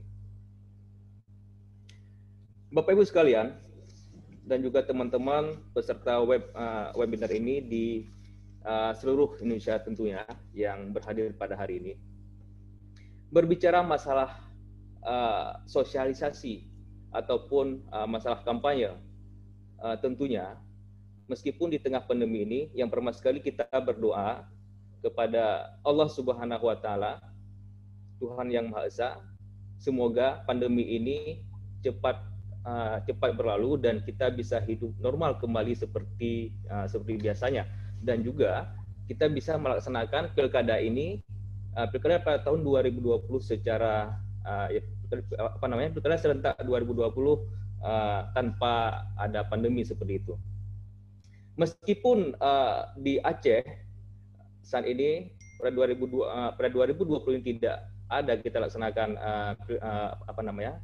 pilkada, nanti pada 2022 ataupun kalau tidak jadi 2022 pada 2024, tidak ada salahnya juga kita membahas terkait dengan strategi ataupun inovasi sosialisasi di masa pandemi ini. Baik teman-teman sekalian dimanapun yang berada pada hari yang berbahagia ini, berbicara sosialisasi ini bahwa ada dua hal sebenarnya metode yang bisa kita laksanakan, yang bisa kita lakukan untuk sosialisasi ini sesuai dengan PKPU 6 tahun 2020 dan juga dalam perubahannya PKPU 10 tahun 2020, yaitu bahwa yang pertama bisa kita laksanakan dengan metode langsung. Ya, yang pertama dengan metode langsung dan juga bisa kita laksanakan dengan metode tidak langsung. Tentunya ini juga ada ketentuan-ketentuannya di dalam pelaksanaan, apakah itu baik metode langsung maupun metode tidak langsung seperti itu. Dengan metode langsung bahwa bisa kita laksanakan seperti dengan forum warga, komunikasi tatap muka, rumah pintar, dan juga pembentukan relawan demokrasi yang nanti ini juga bisa kita laksanakan dengan metode langsung. Dalam hal metode langsung pun juga ada ketentuannya, tentunya yang sesuai dengan protokol kesehatan yang ditetapkan oleh pemerintah seperti itu. Yang kedua, bahwa bisa dilaksanakan dengan metode tidak langsung seperti itu. Dengan metode tidak langsung ini, seperti di media massa, media elektronik dan juga media daring dan media luar ruangan seperti pamflet dan macam segalanya. Dan metode yang tidak langsung inilah yang paling dianjurkan untuk di masa pandemi seperti ini. Dengan dalam PKPU ini, KPU menyuruh kepada kita semua untuk mengoptimalkan. Jadi KIP ataupun KPU harus mengoptimalkan seperti yang disampaikan oleh Ibu Titi Anggreni tadi, bahwa untuk mengoptimalkan media daring ini, apakah itu melalui laman website, melalui Facebook, media sosial dan macam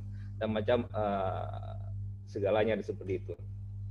Dan juga dengan sebenarnya kreasi ataupun inovasi yang bisa kita lakukan melalui kampanye media daring ini sangat berpengaruh, terutama sekali. Memang ini ada plus dan juga ada minusnya, terutama sekali di daerah perkotaan seperti Banda Aceh ini, bahwa kita untuk melaksanakan metode sosialisasi ini dengan metode tidak langsung seperti iklan di media sosial dan macam segalanya ini sangat efektif, dikarenakan semua daerah perkotaan seluruh Indonesia sudah terkoneksi dengan jaringan internet, dan semua warga itu pasti punya HP Android dan koneksi internet dengan sangat bagus dan macam segala. Tapi terkendala bagi teman-teman yang ada di daerah terpencil, di kabupaten-kabupaten terpencil, dengan metode tidak langsung ini, dengan metode daring, iklan di media sosial macam segalanya, ini sangat terbatas seperti itu. Mungkin juga masih ada daerah-daerah yang belum ada koneksi dengan internet, bahkan juga ada daerah yang sangat susah untuk terjadi koneksi dengan internet. Ini juga jadi suatu permasalahan melakukan sosialisasi di masa pandemi seperti ini. Sedangkan ketentuan-ketentuan dalam pertemuan, misalnya melakukan sosialisasi dengan cara langsung, itu bisa dilakukan dengan membatasi jumlah peserta, dan ruangan itu pun harus disesuaikan dengan dengan kursinya jarak minimal 1 meter ataupun lebih, dan juga harus mengikuti ketentuan-ketentuan yang protokol kesehatan yang ditetapkan oleh pemerintah seperti itu. Dan selanjutnya, bahwa metode kampanye, sebenarnya juga metode kampanye sudah diatur di dalam PKPU 6 dan juga dalam perubahan PKPU 10 tahun 2020, bahwa metode kampanye ini juga seperti pertemuan terbatas, pertemuan tatap muka dan dialog, debat publik, pemasangan alat peraga kampanye, penayangan iklan di media massa dan cetak dan sebagainya, dan kegiatan lainnya yang tidak melanggar dengan peraturan perundang-undangan. Dan ini juga dan dalam hal metode kampanye pun dalam PKPU 10 perubahan dari PKPU 6, bahwa partai politik ataupun gabungan partai politik dan juga pasangan calon untuk dapat mengoptimalkan media daring dalam melakukan kampanye. Jadi untuk lebih melakukan dengan secara online, seperti dengan iklan di media sosial, iklan AdSense, iklan di Facebook, di Google AdSense dan macam segala. Dan ini lebih efektif dilakukan di masa pandemi seperti ini. Tapi meskipun demikian, seperti yang sudah saya sampaikan tadi, bahwa Indonesia sangat luas, tentunya di daerah-daerah yang belum koneksi dengan jaringan internet yang bagus, ini merupakan satu kendala yang sangat berat dilakukan kampanye-kampanye secara daring seperti ini. Baik Bapak Ibu sekalian, teman-teman sekalian yang saya banggakan, ketentuan-ketentuan kampanye metode kampanye tatap muka ini pun ada diatur dalam PKPU tersebut, seperti dilaksanakan di dalam ruangan tertutup, membatasi maksimal 50 dan juga mematuhi protokol kesehatan yang sudah ditetapkan oleh ataupun oleh pemerintah setempat seperti itu. Ini suara agak sedikit bising. Ada yang ini, saya tidak bisa mendengar. Ya, mohon maaf kepada seluruh peserta untuk bisa memute-kan dulu ya. Kita dengarkan dulu apa yang disampaikan oleh Pak Yusri. Sekali lagi perhatian kepada seluruh peserta untuk bisa memute-kan mikrofonnya, Bapak Ibu. Mohon kerjasamanya. Hostnya saja Mbak yang ini katanya grup Kasubat Sulawesi Selatan. Baik, operator mungkin bisa mute-kan yang lain. Baik, silakan Pak Yusri. Oke, sudah baik nih, sudah agak ini tidak ada lagi suara-suara bising yang mengganggu yang kita. Sekali lagi saya sampaikan kepada kita semua, teman-teman semuanya, dalam masa pandemi ini kita harus memang dalam satu sosialisasi pendidikan pemilih kepada masyarakat ini harus lagi-lagi harus mengoptimalkan media dalam jaringan, di mana perlu seluruh satker di KPU ini mengoptimalkan website, mengoptimalkan media sosial, menambahkan pengikut-pengikut di media sosial resmi KIP seperti ada Instagram, ada macam segalanya, dan juga dalam hal melakukan sosialisasi kepada masyarakat bahwa lembaga KPU pun harus melibatkan artis-artis media sosial seperti ada selebgram macam segala, dan itu juga merupakan metode yang sangat efektif, di mana pengikut selebgram ini sangat banyak, bahkan ada yang sampai dengan ratusan ribu macam segalanya. Dan dengan melibatkan mereka, mengajak mereka menjadi agen-agen, menjadi relawan dalam menyampaikan tahapan-tahapan pilkada kepada masyarakat, itu lebih efektif dengan melibatkan relawan-relawan yang terlibat di dalam yang lebih aktif di media sosial ini. Ini sangat lebih penting. Dan juga dengan komunitas-komunitas seni misalnya, komunitas-komunitas seni yang aktif di media sosial dan dengan cara membuat konten-konten yang kreatif, dengan cara melakukan sosialisasi di media daring ini. Dan juga bisa dengan memanfaatkan media seperti YouTube. Bisa membuat konten-konten, makanya di setiap satker di KPU ataupun KIP kalau di Aceh ini harus ada tim kreatif. Harus ada tim kreatif di dalam melakukan dan di dalam membuat konten-konten untuk melakukan sosialisasi, seperti bisa membuat infografis, bisa membuat video-video pendek, dan ini lebih efektif untuk kita lakukan sosialisasi di daerah perkotaan ataupun di daerah-daerah yang sudah terjangkau dengan internet seluruhnya. Mungkin hanya ini Ibu Eva yang bisa saya sampaikan pada kesempatan hari ini. Nanti kita akan mempertambah diskusi kita di dalam mungkin sangat banyak ada pertanyaan-pertanyaan lagi, nanti akan kita berkayakan di dalam diskusi kita nantinya. Terima kasih, saya kembalikan. Wassalamualaikum warahmatullahi wabarakatuh.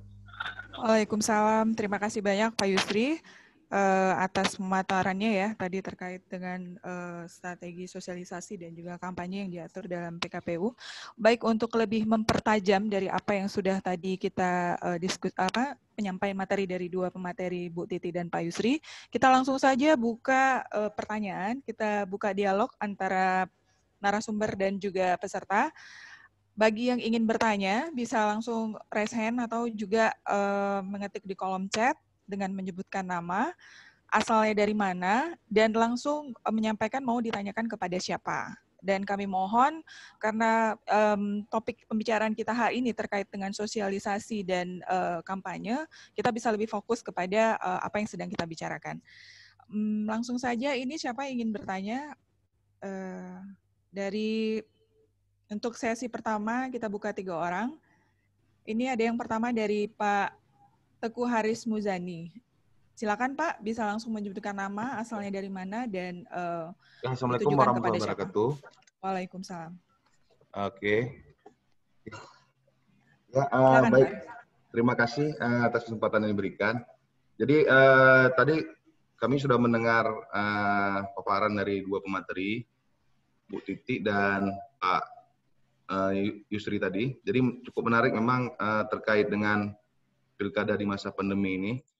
Jadi cuma ada yang memang cukup menarik ini menurut kami yang tadi ada presentasi Mbak Titi tadi.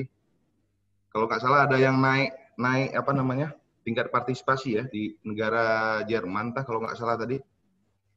Padahal yang lain menunjukkan penurunan. Namun ketika kita lihat kenapa naik partisipasinya, karena menggunakan metode elektronik ya, metode elektronik, sehingga menyebabkan tingkat partisipasi itu tinggi karena orang tidak perlu datang ke TPS. Jadi mungkin pertanyaan saya ini kepada Mbak Titi dulu, apakah mungkin ini sudah saatnya pilkada kita, pemilu kita ini untuk menggunakan sistem elektronik dalam hal pemungutan suara tentunya kan. Apalagi hari ini juga seperti kita tahu ada banyak seruan-seruan untuk agar pilkada ditunda. Salah satunya juga dari Ormas NU dan Muhammadiyah. Sebagaimana kita tahu juga NU dan Muhammadiyah juga memiliki pengaruh yang cukup berpengaruh juga di Indonesia, sehingga angka partisipasi pada pilkada 2020 nanti dikhawatirkan juga akan berpengaruh. Maka kami kira juga selain protokol kesehatan juga perlu dipikirkan metode teknis untuk agar masyarakat aman untuk memilih. Itu. Kemudian yang tadi juga cukup menarik juga yang Pak Yusri katakan bahwasanya pelibatan kampanye itu melalui menggunakan influencer ya, kalau saya tidak salah tadi. Ya, itu juga perlu juga dipikirkan, perlu bagi penyelenggara, sehingga ke depan selain tingkat partisipasi juga tinggi, juga perlu agar tidak ada minimalisir kontak lah antara peserta pemilu dan pemilih. Jadi demikian mungkin dari kami. Baik Pak Haris, tadi Maaf Faris, tadi untuk Bu Titi lebih bertanya tentang pelaksanaan voting online ya. Kita fokusnya lebih ke sosialisasi dan kampanye ya untuk saat ini. Oh gitu, sosialisasi kampanye. Sebenarnya saya lebih enggak karena gitu. tadi tertarik ke situ kan. Jadi mungkin kalau Mbak Titi bisa jawab sekilas, mungkin bisa disampaikan pendapatnya bagaimana kan? Karena menurut kami itu juga perlu dipikirkan mengenai metode teknis pemungutan suara karena itu berpengaruh pada partisipasi ya. Ya, nanti saya akan jawab Haris. Minggu lalu udah dibahas tuh. Nggak ikut kayak minggu lalu. Minggu lalu.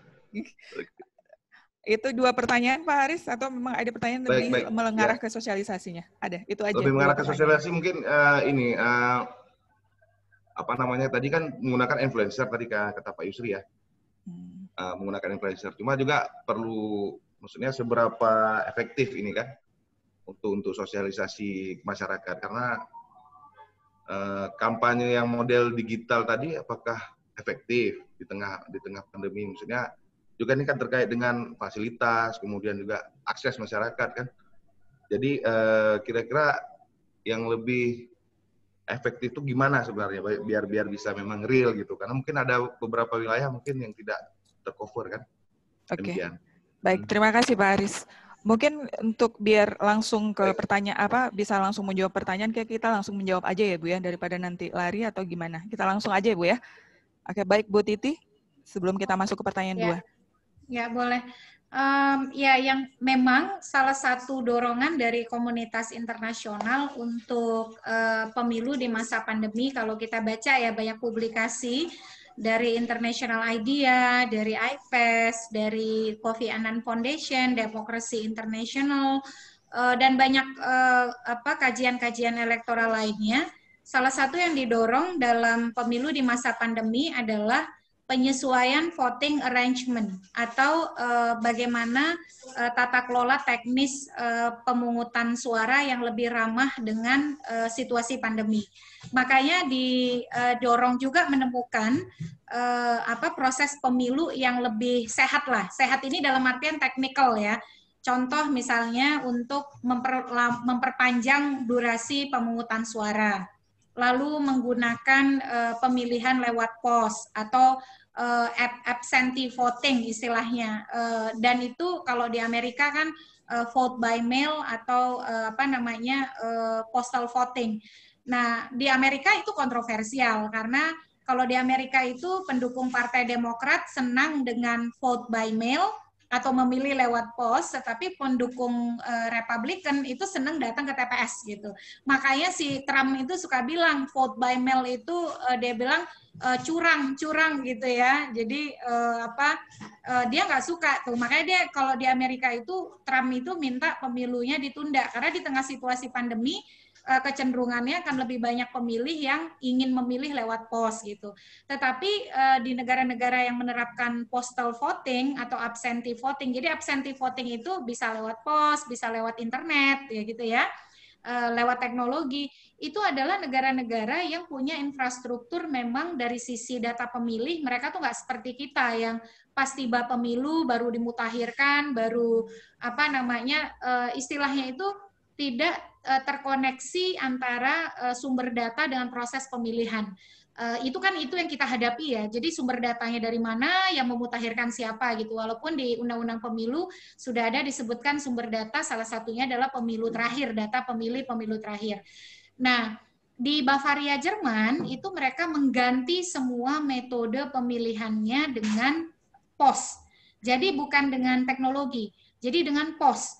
Jadi semua yang pemilih itu tidak ada yang datang ke TPS, semua memilih lewat pos. Itu di Bavaria di Jerman. Makanya angka partisipasi pemilihnya naik. Jadi orang yang tadinya males ke TPS kan sekarang didatangi oleh surat suara. Walaupun bukan tanpa kontroversi ya soal isu validitas, ada potensi soal kepercayaan, manipulasi dan lain sebagainya. Nah, kalau di kita itu kan nggak punya, kita agak sulit melakukan special voting arrangement atau pengaturan teknis pemungutan suara yang sejalan dengan situasi COVID. Karena kenapa?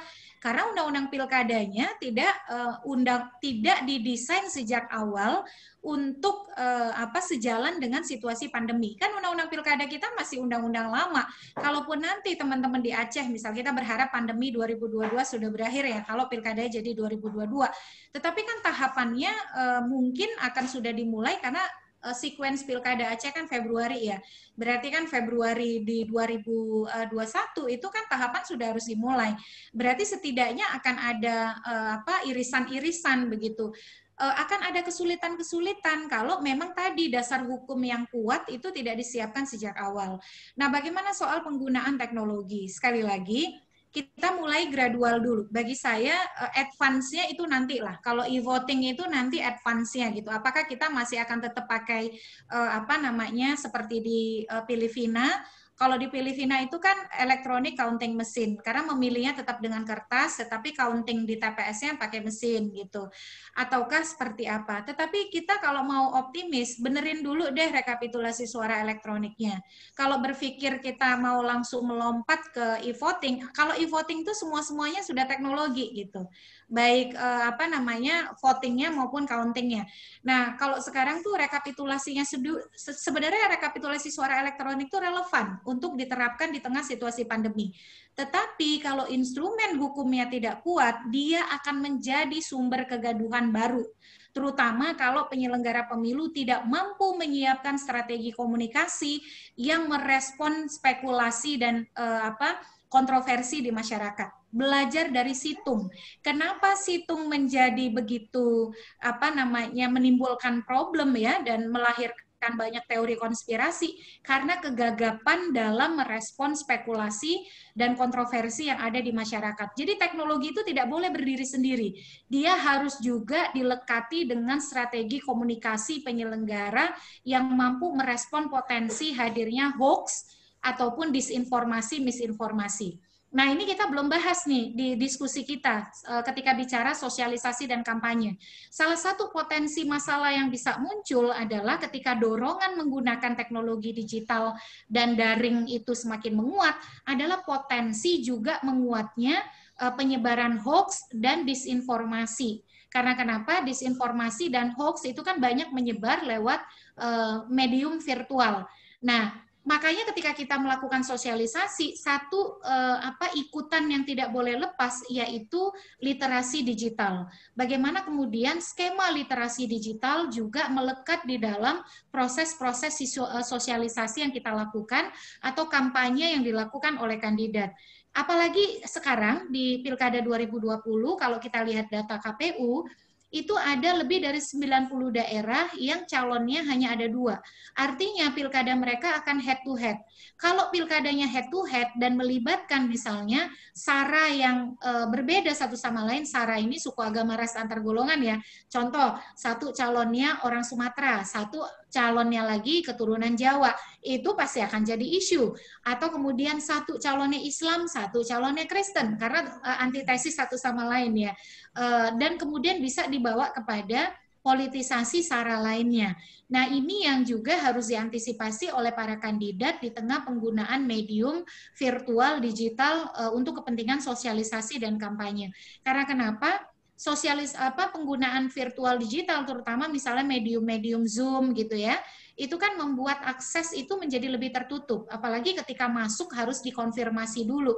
Tidak mungkin misalnya ada sebuah kelompok kampanye sedang berlangsung, lalu dia tahu pembicaraan di dalam itu relatif sensitif, kemudian ada orang yang dia tidak kenal ingin masuk, pasti dia akan larang begitu. Makanya di sini juga jadi tantangan bagaimana literasi digital menjadi kesadaran yang luas sehingga tidak mengandalkan institusi-institusi formal dalam melakukan pengawasan ataupun pencegahan terhadap terjadinya pelanggaran terkait dengan penggunaan kampanye menggunakan medium digital. Nah, di pengalaman Korea Selatan dan Mongolia, itu Korea Selatan sama Mongolia tuh sempat mau melarang kampanye konvensional atau kampanye tatap muka. Tapi nggak bisa, karena kenapa? Kampanye tatap muka itu tidak tergantikan oleh kampanye daring. Yang ada itu adalah mempertemukannya gitu. Makanya di Mongolia itu tetap dibolehkan kampanye terbuka, tetapi disiplin protokol kesehatan dilakukan di ruang terbuka ataupun dia di gor olahraga itu orang tuh pada duduk, beneran duduk gitu. Nah, saya ada foto-fotonya, duduk dengan jarak 1 meter 1 meter. Tapi berapa populasi Mongolia? Populasi Mongolia itu 4,5 juta. Atau sekarang udah 6 juta ya. Di Ulaanbaatar itu 1,5 juta. Paling banyak tuh di ibu kotanya Ulaanbaatar. Indonesia 105 juta ditambah dengan pertambahan karena pergeseran hari pemungutan suara. Mengatur orang banyak itu tidak lebih mudah daripada mengatur orang yang sedikit. Dan kita sudah lihat, ini tantangan besar kita nih, pertaruhan kita kalau pilkadanya tidak jadi ditunda. 71 hari masa kampanye bisa banyak hal terjadi. Kalau ada misalnya kepatuhan pada protokol kesehatan, tantangan terbesarnya adalah memelihara kepatuhan selama 71 hari itu. Kemarin saja misalnya waktu pendaftaran calon, saya tadi ditelepon sama orang Mabes, kenapa sih Perludem ngotot pengen ditunda katanya. Ya, saya bilang ya, pertama ngeles dulu. Maaf Pak, saya udah nggak direktur lagi, mungkin lebih bagus telepon direkturnya gitu. Tapi akhirnya saya jelaskan. Contoh pada elit yang, contoh ya, teman-teman mungkin dengar di Binjai, calon bupatinya itu positif COVID-19, tapi tetap memaksakan diri untuk datang mendaftar ke kantor KPU. Nah, pertanyaannya, apakah ada tindakan hukum yang dilakukan terhadap calon-calon yang seperti itu? Itu kan pertanyaan kita di publik yang membaca pemberitaan bahwa ada kandidat-kandidat yang melakukan langkah-langkah dalam proses pemilihan dan itu membahayakan. Dan itu juga tidak banyak dikonfirmasi atau diklarifikasi. Bisa saja yang saya baca di media salah, tetapi kan tidak ada informasi ataupun sosialisasi kepada publik tindakan-tindakan apa yang dilakukan terhadap kandidat-kandidat yang mengambil langkah-langkah membahayakan pemilih di pemilihan di masa pandemi. Jadi sebenarnya untuk meyakinkan pemilih itu tidak sulit, Mbak Eva. Tunjukkan langkah konkret, tunjukkan sikap konkret antara komitmen awal dengan realisasi tindakan gitu.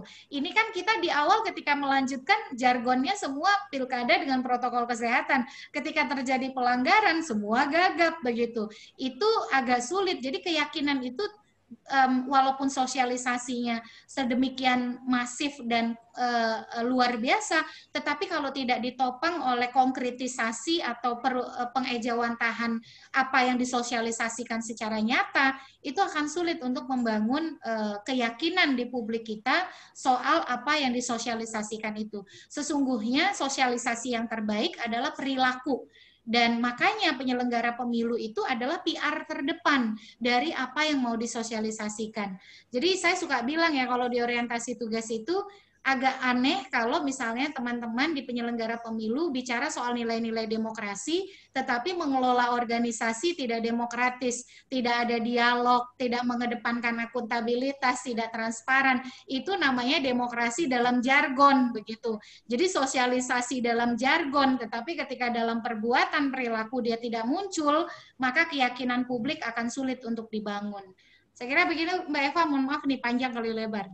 Iya, nggak apa-apa. Itu Bu Titi tadi Bu Titi menyebutkan langkah konkret. Mungkin detailnya itu seperti apa gitu, Bu, langkah konkret. Karena memang untuk menerapkan atau mematuhi protokol kesehatan ini balik lagi ke pribadi masing-masing orang ya, Bu ya. Dan inilah tantangan terbesar kita pada saat pilkada di masa pandemi. Langkah konkret detailnya itu seperti apa, Ibu? Ya tadi ya sebenarnya ketika disebutkan oleh Kofi Annan Foundation kan sudah jelas ya, poin pertama harus ada dasar hukum yang kuat. Nah, problem kita kan dasar hukum kita masih tidak menyertakan special voting arrangement atau tata kelola teknis pemilihan yang betul-betul optimal untuk sejalan dengan COVID, protokol kesehatan di tengah situasi pandemi. Lalu desain sanksi kita di sini ada teman-teman Panwaslih nih. Walaupun tulisannya Bawaslu, ya kan lex spesialis ya, jadi soal tadi desain sanksinya kan masih tidak jelas ya, soal misalnya ada harapan untuk menjatuhkan sanksi pencabutan hak untuk berkampanye, lalu ingin ada penjatuhan sanksi diskualifikasi. Itu tidak bisa dilakukan hanya mengandalkan peraturan KPU, karena kenapa? Yang namanya diskualifikasi itu kan pencabutan hak. Dan pencabutan hak itu hanya bisa dilakukan oleh undang-undang atau putusan pengadilan. Sebenarnya KPU bisa kalau mandat itu ada di dalam undang-undang. Masalahnya mandat di dalam undang-undang kan tidak ada. Mandat di dalam undang-undang itu diskualifikasi hanya untuk satu, kalau dia melakukan mutasi. Yang kedua, kalau si petahana membuat kebijakan yang menguntungkan merugikan, ya kan di pasal 71 tuh. Lalu yang ketiga, kalau dia tidak melakukan tidak menyerahkan laporan dana kampanye. Yang keempat, dia melakukan jual beli suara dan itu ada putusan pengadilan yang inkrah. Atau yang keempat, dia melakukan politik uang yang sistematis, masif dan terstruktur.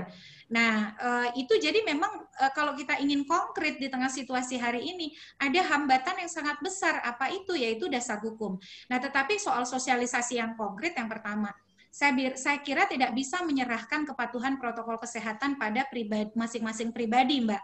Karena ini soal urusan nyawa orang gitu ya. Lain halnya soal keimanan. Kalau keimanan itu urusan masing-masing gitu ya. Nah, tetapi kalau protokol kesehatan itu soal nyawa manusia. Jadi soal kepentingan hidup dan mati. Oleh karena itu, kesadaran kolektif itu satu dalam konteks KPU, makanya tadi saya bilang ya, KPU itu menjadi PR terdepan atau istilahnya itu public relation terdepan kepatuhan. Jangan berharap masyarakat untuk patuh kalau mereka masih melihat penyelenggara pemilunya tidak patuh pada protokol kesehatan. Lalu yang kedua tentu harus ditopang oleh strategi sosialisasi yang tadi panduan yang dibuat oleh Ingrid Bicu itu bisa diterjemahkan dalam rencana aksi yang dibuat oleh penyelenggara pemilu. Misalnya memetakan apa tujuan sosialisasinya, siapa target audiensnya, bagaimana kita mau melakukan, apakah mereka bisa dijangkau dengan digital atau tidak gitu. Nah, sekarang ini memang digital harus dioptimalkan, terutama untuk menjangkau pemilih pemula dan milenial. Cuman digital juga harus punya strategi bagus, karena ternyata masyarakat kita walaupun melek digital punya hambatan kuota gitu. Kalau orang sosialisasi sampai 2 jam dan memaksa orang ikut gitu ya, mungkin hanya kita-kita saja yang mau, tetapi mereka yang punya hambatan kuota harus didekati dengan strategi misalnya tidak lebih dari 10 menit. Kalau kita belajar mengelola YouTube channel, kan sekarang banyak YouTuber. Nah, itu ada strateginya, katanya video YouTube itu efektif kalau tidak lebih dari 10 menit. Nah, hal-hal seperti itu teman-teman mungkin di masa break ini ya, di masa tidak ada aktivitas tahapan, bikin deh pelatihan-pelatihan media sosial melibatkan, nggak harus bayar kok kalau ngundang orang Facebook, ngundang orang Twitter, ngundang orang Google. Tipsnya itu cuma satu, kenal aja gitu ya. Nah, untuk kenal berarti harus nyari tahu orang yang kenal itu siapa gitu. Itu Mbak. Ya, terima kasih Bu Titi. Sangat komprehensif ya penjelasannya dan analisanya. Baik, tadi pertanyaan kedua dari Pak Haris, langsung saja kepada Pak Yusri. Kami minta tanggapan dari pertanyaan Pak Haris tadi. Silakan Pak. Oke, baik. Terima kasih. Tadi ada pertanyaan dari Pak Haris ya terkait dengan penggunaan melibatkan relawan influencer di dalam kita melakukan sosialisasi ini. Jadi menurut saya bahwa ini sangat efektif dalam kita untuk melakukan sosialisasi dengan melibatkan mereka, apalagi di masa pandemi ini, dikarenakan mereka banyak pengikut ya, seperti di Instagram, di Facebook dan juga di YouTube tentunya, dan mereka sangat kreatif di dalam membuat konten ataupun ide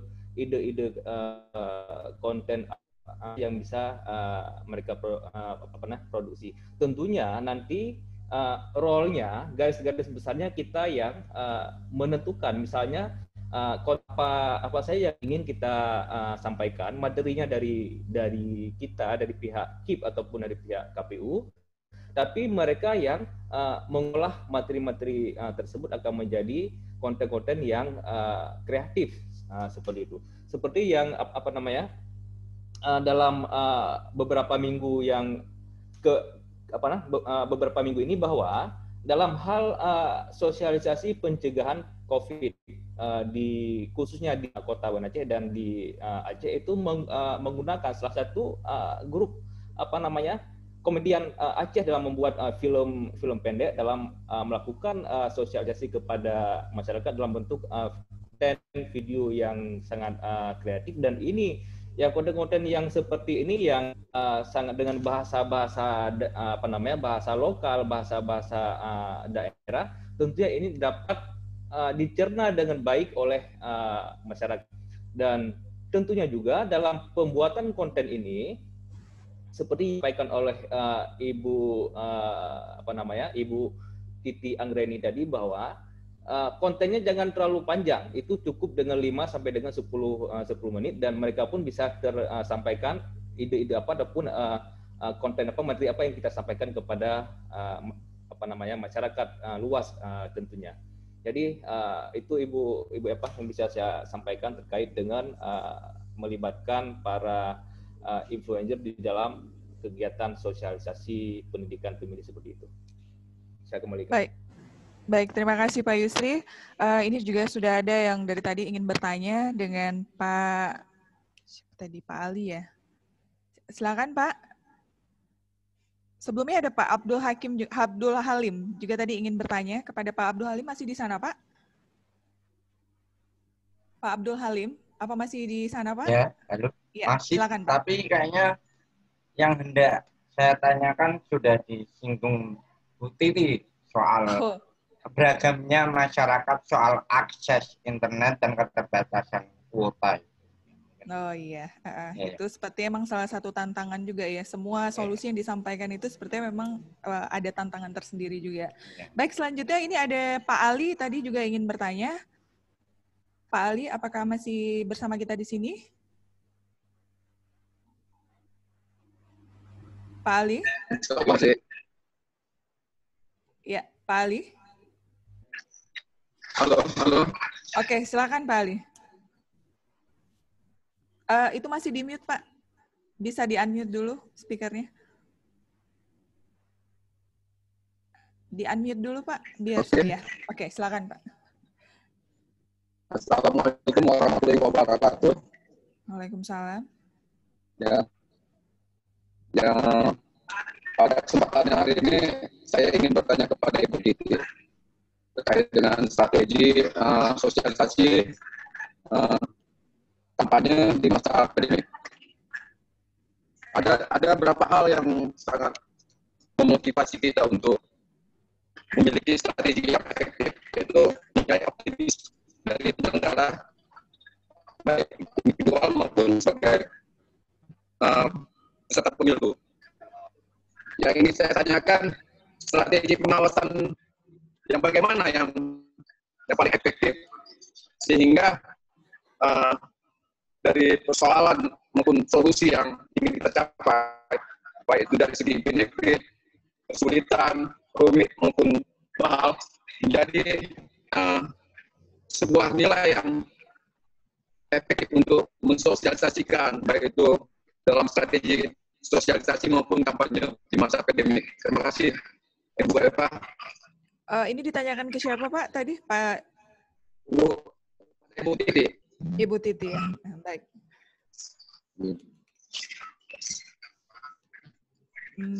Baik. Ibu Titi mungkin bisa langsung dijawab saja Ibu ya, sambil menunggu nih. Sepertinya ada beberapa peserta dari kita lagi break sebentar Pak. Ya silakan Bu Titi. Iya, tadi saya udah jawab tuh di kolom chat. Pertanyaannya tuh khusus untuk satu webinar sendiri. Karena panjang ya Ibu ya. Strategi pengawasan yang efektif nggak bisa di sesi tanya jawab, terus bikin tuh PowerPoint-nya.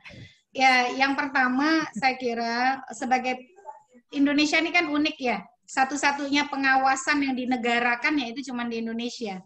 Di negara lain pengawas itu dilakukan oleh masyarakat, pemantau pemilu, media yang bebas, peserta pemilu gitu. Karena apa? Karena pemilunya kompetitif.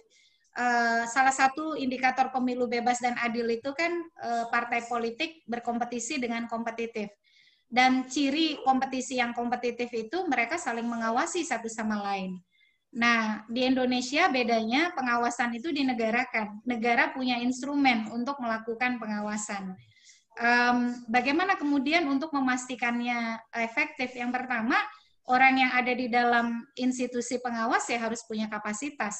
Dalam artian penguasaan kepada aturan main, pengetahuan soal demokrasi, soal pemilu harus baik. Sehingga dia lebih paham dan lebih menguasai daripada pihak-pihak yang akan diawasi. Logikanya sederhana saja. Pengawas ujian itu pasti orang yang lebih paham terhadap ujian ketimbang yang diawasi. Nah, oleh karena itu kapasitas itu menjadi kunci efektivitas.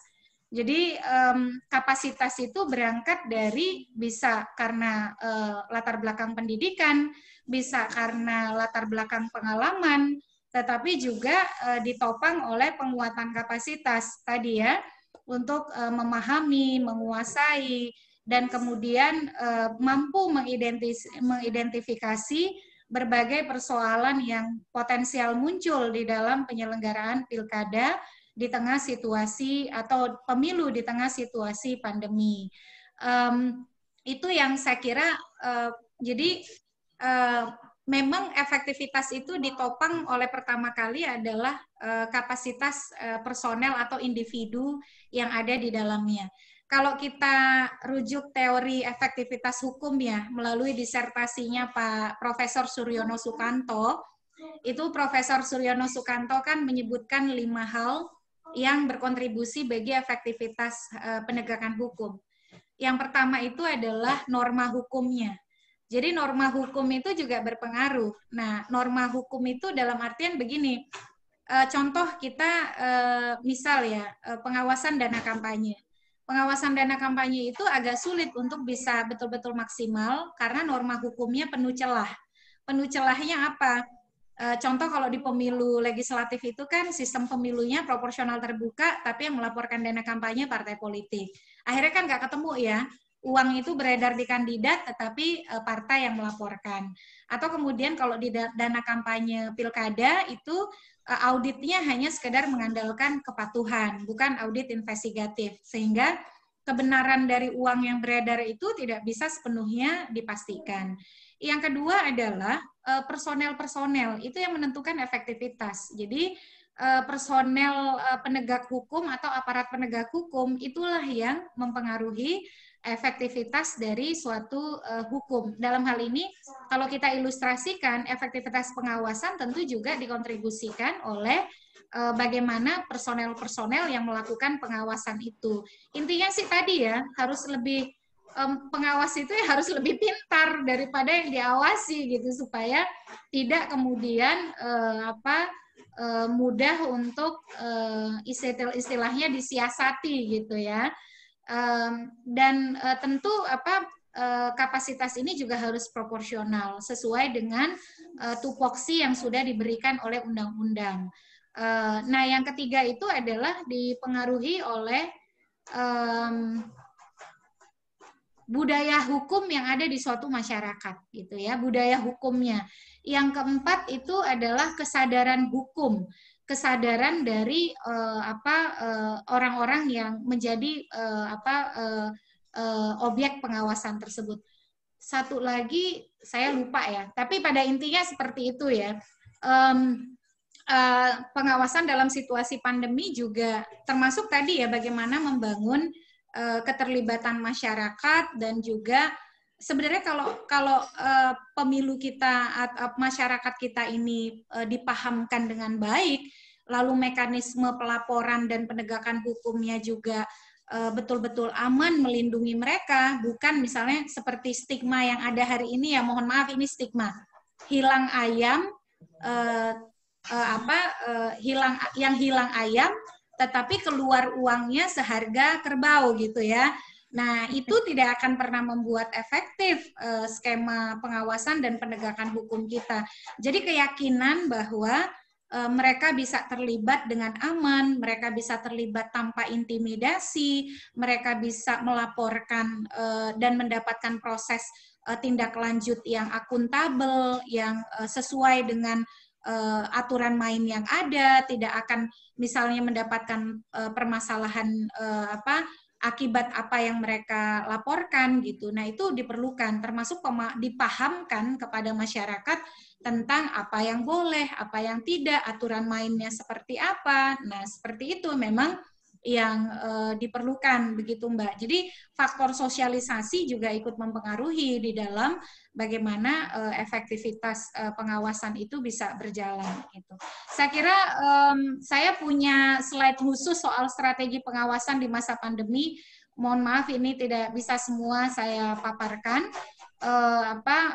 Saya kira sama ya, pengawasan juga harus beradaptasi dengan situasi pandemi, mengoptimalkan medium-medium digital, virtual untuk menjangkau pemilih secara lebih besar. Yang pasti gini, pengawasan itu harus proporsional, sama seperti tadi Kofi Annan Foundation sampaikan. Proporsional misalnya, jangan hanya fokusnya kepada penyelenggara. Sebenarnya salah satu problem besar kita adalah kepatuhan peserta pemilu. Nah, ini yang juga menjadi sangat penting begitu, bagaimana memastikan kepatuhan peserta pemilu pada aturan main sehingga bobot dari setiap kerja-kerja pengawasan itu bisa betul-betul proporsional, tidak hanya bertumpu pada satu pihak gitu. Itu juga menjadi penting tuh kalau kita bicara soal efektivitas pengawasan. Terima kasih Mbak Eva. Baik, terima kasih Bu Titi. Berarti pengawasan itu harus proporsional ya Bu, tidak hanya kepada penyelenggara tapi juga kepada peserta. Baik, ini kita ingin menyapa Pak Munawar Syah ya. Pak Munawar Syah ini anggota Komisioner KIP Aceh. Beliau divisi dari teknis penyelenggaraan pemilu juga Bu Titi.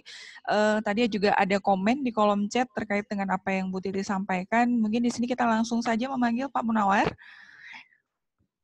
Pak Munawar Syah, masih di sana Pak? Pak Munawar Syah? Pak Munawar masih di sana Pak? Tadi Pak Munawar ada memberi komentar bahwa Indonesia memang unik nih Mbak Titi, pengawas cuma ada di Indonesia, karena itu Indonesia menjadi epicentrum tata kelola pemilu. Pak Munawar masih di sana Pak? Baik, mungkin sambil kita menunggu Pak Munawar kembali, ada satu pertanyaan lagi yang mungkin kita bisa berikan, ini last question ya. Baik Pak Samsul Bahri, silakan Pak. Ya, terima kasih. Assalamualaikum warahmatullahi wabarakatuh. Waalaikumsalam. Saya nggak bertanya, tapi nanggapi aja boleh ya? Ya, silakan Pak. Ya, saya sependapat dengan Bu Titi Anggraini bahwa kepatuhan masyarakat dan peserta pemilu juga menjadi masalah yang sangat penting disoroti.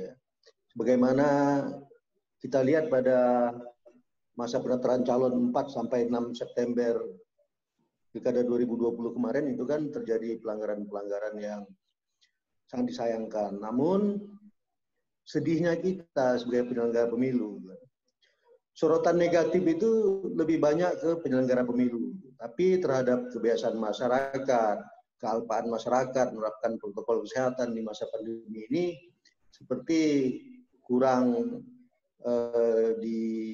ditanggapi oleh pemerhati atau lembaga-lembaga yang konsen terhadap pemilu khususnya.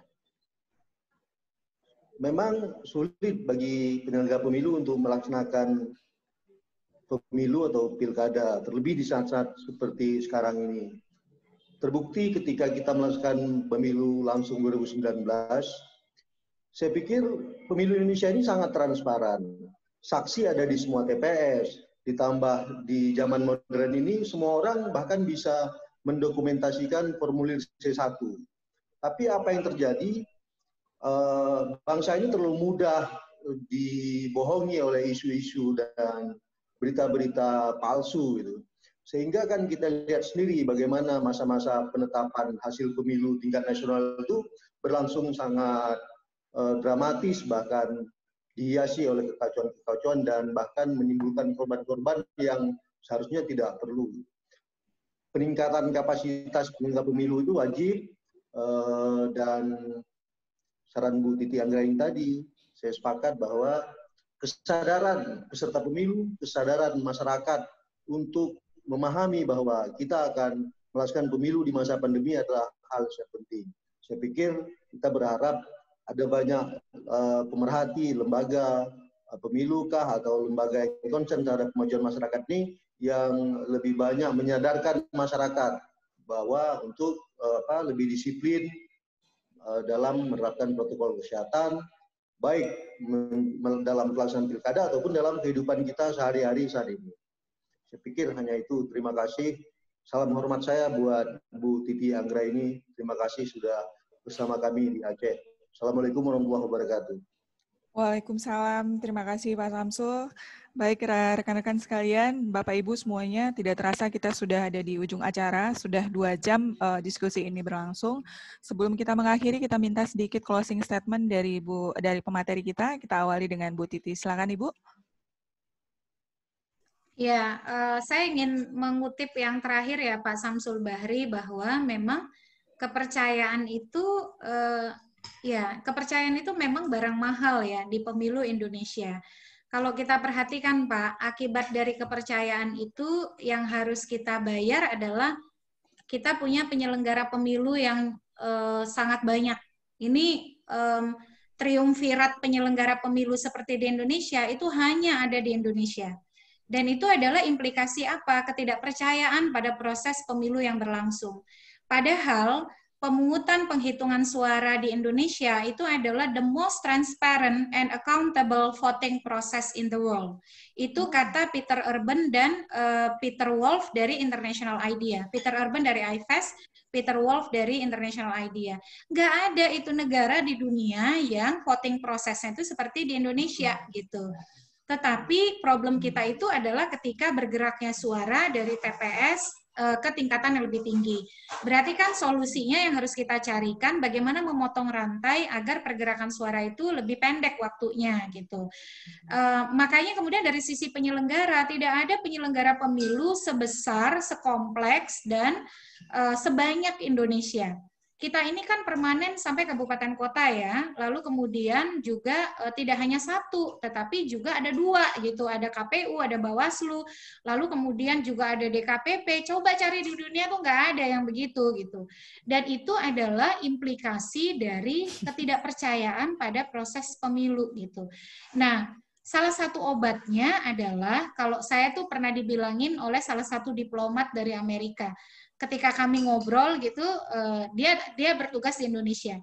Dia bilang adalah sunshine is the best medicine. Jadi sinar matahari itu adalah obat yang paling mujarab. Maksudnya apa? Maksudnya keterbukaan dan transparansi itu adalah obat yang paling mujarab ketika kita berhadapan dalam sebuah sistem politik atau sistem hukum yang belum sepenuhnya sempurna. Nah, oleh karena itu, tata kelola pemilu juga perlu menggunakan prinsip-prinsip tadi, transparansi, akuntabilitas. Pak Samsul menulis di kolom chat kemarin sudah semua serba dibuka, ada Bawaslu, ada C1, tapi kenapa masih ada spekulasi? Dibuka saja masih begitu Pak, apalagi kalau tidak dibuka gitu. Jadi kita harus balik tuh pendekatannya gitu ya. Nah, maka kemudian pertama gini, apakah keterbukaan dan transparansi akan membuat penyelenggara pemilu tidak akan mendapatkan kritik? Tidak. Karena kenapa? Karena keterbukaan dan transparansi akan memicu masyarakat untuk tahu. Dan ketika dia tahu, dia menuntut standar profesionalisme yang lebih tinggi. Dia menuntut standar yang dia bayangkan ideal. Nah, oleh karena itu, walaupun KPU sudah transparan, pasti kritiknya itu akan tetap banyak. Karena kenapa? Kalau misalnya dia masih menemukan ketidakpatuhan, tepatan, maka dia akan menyampaikannya sebagai sebuah kritik atau protes. Itu namanya demokrasi yang sehat, gitu ya. Karena kenapa? Karena transparansi dan keterbukaan dan transparansi itu secara alamiah akan melahirkan akuntabilitas. Sebab apa? Karena Bapak Ibu terbuka, transparan, berarti kan Bapak Ibu akan terbuka ruang untuk dikritik oleh publik. Oleh karena itu, Bapak Ibu akan berusaha untuk bekerja benar, supaya data yang diupload itu data yang benar. Berani tidak mengupload data yang salah? Pasti tidak berani gitu ya, karena pasti akan ketahuan gitu. Jadi berusaha untuk orang yang menyembunyikan data, menyembunyikan informasi itu pasti menyembunyikan sesuatu. Tapi kalau data pribadi wajib disembunyikan, itu karena perlindungan data pribadi. Data pribadi itu ya NIK, bahkan tanggal lahir pun sebenarnya itu data pribadi ya. Ini maksud saya data publik gitu ya, bukan data pribadi. Nah, keterbukaan transparansi akan melahirkan akuntabilitas. Akuntabilitas akan memperkuat partisipasi.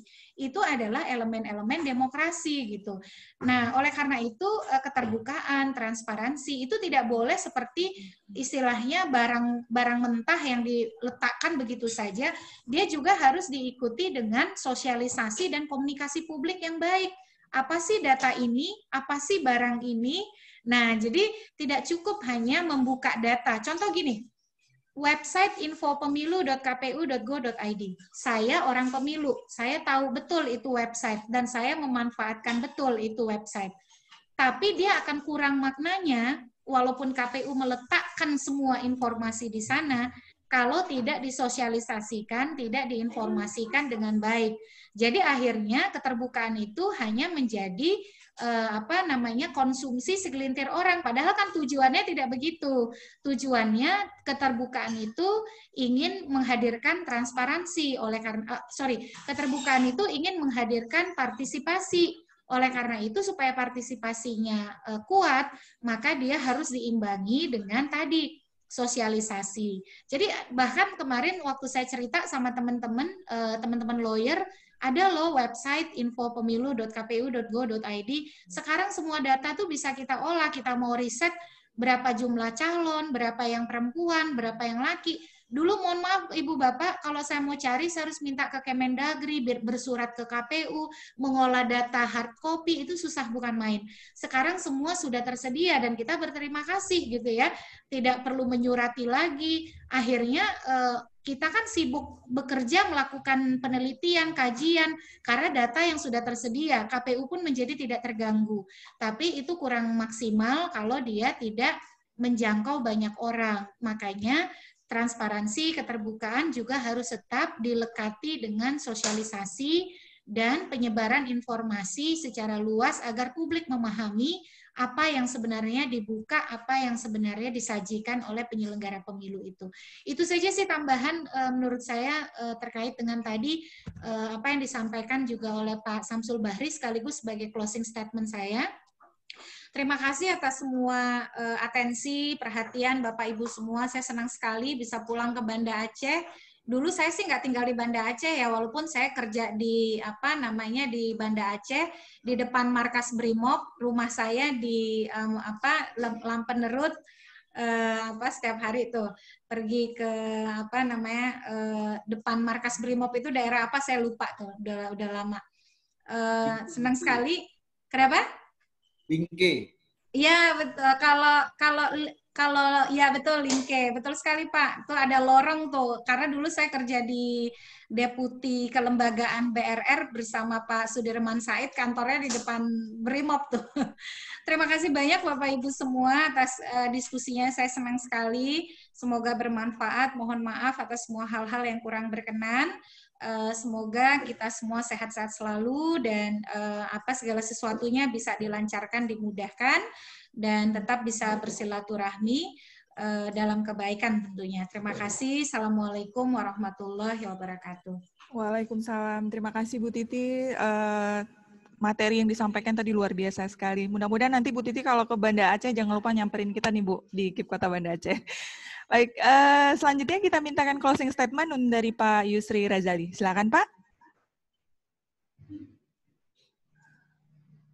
Pak Yusri. Masih di mute itu Pak? Ya halo, udah jelas ya? Iya, silakan Pak. Baik, closing statement dari saya bahwa semua peserta pilkada ataupun pemilu nantinya yang pertama sekali itu harus taat aturan. Karena dengan kita taat aturan tentunya pemilu ini akan terlaksanakan dengan baik. Yang kedua bahwa kita selaku penyelenggara pilkada ataupun penyelenggara pemilu dalam hal melakukan sosialisasi pendidikan pemilih di masa pandemi ini harus mengoptimalkan media dalam jaringan ataupun media daring dalam melakukan pendidikan demokrasi ataupun pendidikan pemilih, sosialisasi pilkada kepada masyarakat seperti itu. Dan juga yang ketiga bahwa peserta pilkada dalam melakukan kampanye, dalam menggunakan metode kampanye itu juga harus mengoptimalkan media dalam jaringan ataupun media daring untuk menyampaikan pesan-pesan, untuk menyampaikan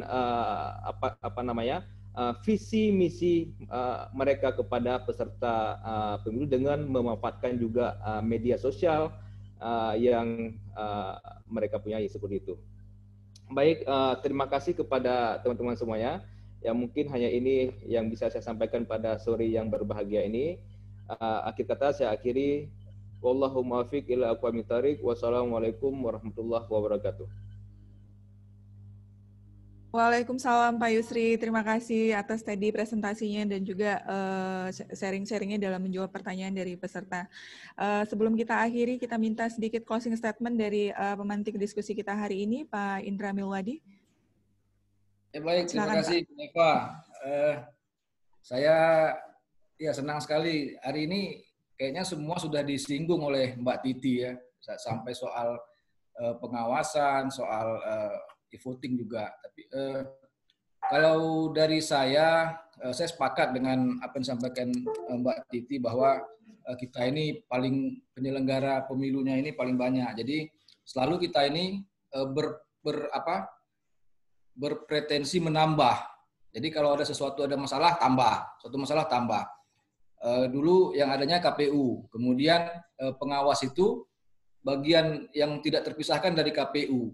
Nah, kemudian akhirnya ini nggak bisa, masih satu atap gitu. Kemudian dipisahkan menjadi sendiri. Kemudian ada pengawas, ada lagi di KPP.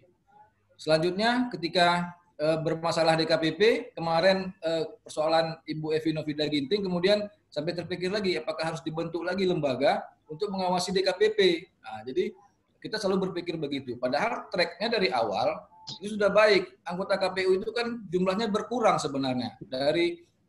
Dari pemilu 2004 itu sejumlah partai dan calon dari pemerintah, 44 tambah 9 orang mungkin kalau nggak salah. Kemudian di pemilu 2004 sudah tinggal 11 orang. Zamannya Prof. Nazar itu anggota KPU RI 11 orang. Kemudian di pemilu 2009 itu sudah tinggal 7 orang.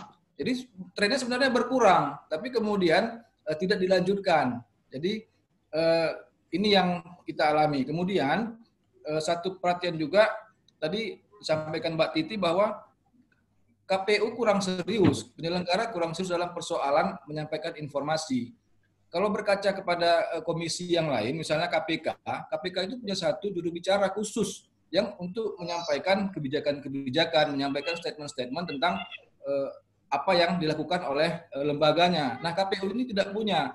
Jadi saya pikir sebenarnya harusnya ada satu jubir khusus atau salah satu komisioner KPU itu juga menjadi penyampai informasi tentang apa-apa yang dikerjakan oleh KPU. Ini mungkin yang bisa diperbaiki. Kemudian pemilu kita ini, kalau berkaca kalau melihat dari engineering pemilunya, pemilu kita ini masih menggunakan metode-metode yang lama. Jadi kita belum merubah, padahal zaman sudah berubah sedemikian rupa. Misalnya kita pakai C6. Padahal sebenarnya kalau memang itu kan C6 dulu orang KTP belum banyak, belum ada KTP elektronik, tapi sampai sekarang kita masih pakai C6. Yang ini disinyalir sebagai salah satu cara yang digunakan oleh pemerintah Orde Baru kemarin untuk mencurangi suara kan gitu. Kemudian dalam soal pemutakhiran pemilih misalnya, ini masih menggunakan metode-metode yang lama. Dulu di 2004 seperti disampaikan ada tulisan Bu Husnul, itu mereka itu mendatangi sampai dalam satu waktu yang sama di bawah-bawah jembatan orang-orang marginal gelandangan. Nah, itu kita masih lakukan seperti itu sekarang. Padahal data pemilih, data penduduk itu sudah jauh lebih maju daripada masa di 2004, tapi itu tidak dimaksimalkan. Jadi sebenarnya kita ini masih tetap terpaku kepada penggunaan yang lama, meskipun aplikasi-aplikasi sudah digunakan, tapi belum bisa dimaksimalkan. Kemudian juga sebenarnya kesempatan pandemi ini seharusnya menjadi peluang untuk dilakukan breakthrough. Misalnya Korea Selatan itu kenapa bisa meningkat partisipasi pemilihnya di masa pandemi? Karena mereka ada pemungutan awal. Jadi pemungutan awal itu ada 2 hari sebelum hari H, 4 atau 5 hari sebelum hari H, TPS itu dibuka dan orang datang. Dan di pemilu 2020 di pandemi ini, persentase pemilih yang memilih di pemungutan awal mencapai 25-26%, terbanyak dalam sejarah pemilu di Korsel. Itu yang menyumbangkan jumlah partisipasi pemilih yang paling tinggi di Korsel di 2020. Nah, kita belum memanfaatkan itu. Padahal sebenarnya inilah momentum kita, apakah mau pakai pemungutan awal atau seperti Mbak Titi tadi katakan kita mau mulai menggunakan pos ya seperti di Amerika atau apa gitu, tapi kita masih bahkan kampanye kita pun masih tercantum melakukan rapat umum, konser yang ini belum beradaptasi dengan situasi pandemi sekarang. Mungkin ini yang perlu kita benahi dan menjadi perhatian kita bersama. Mudah-mudahan ke depan bisa ada banyak perbaikan yang bisa dilakukan. Terima kasih banyak kepada semua peserta, kepada narasumber, terutama Mbak Titi, sudah bersedia kembali ke Banda Aceh ya di sela-sela kesibukan. Mudah-mudahan nggak bosan, lain kali kalau ada bisa kita undang lagi, karena kita masih ada beberapa seri webinar lagi ke depan. Terima kasih, saya tutup. Mohon maaf bila ada kekurangan. Billahi taufiq wal hidayah. Assalamualaikum warahmatullahi wabarakatuh. Waalaikumsalam. Terima kasih Pak Ketua, Pak Indra. Terima kasih juga kepada narasumber kita, Ibu Titi, Ibu Pak Yusri, yang hari ini cukup luar biasa ya, diskusi yang sangat komprehensif sekali, banyak ilmu yang bisa kita dapat, yang dapat kita serap dari apa yang disampaikan tadi, bahkan banyak sekali juga info-info terkait dengan pemilu yang dilaksanakan di luar sana. Dan kami berdoakan bahwa semangat dan juga inspirasi dan gagasan yang disampaikan oleh pemateri tadi dan juga Pak Indra tadi juga bisa memberikan masukan bagi KPU, pemerintah ataupun stakeholder lainnya, kira-kira dalam mengantisipasi sosialisasi di masa pandemi ini. Dan karena kesuksesan dari penyelenggaraan ini, penyelenggaraan pilkada tidak hanya di tangan penyelenggara, tapi juga butuh keterlibatan dari seluruh komponen masyarakat. Insya Allah, walaupun kapanpun pilkada itu dilaksanakan, penyelenggara aman, paslon damai, masyarakat selamat, dan pastinya partisipasi masyarakat juga meningkat.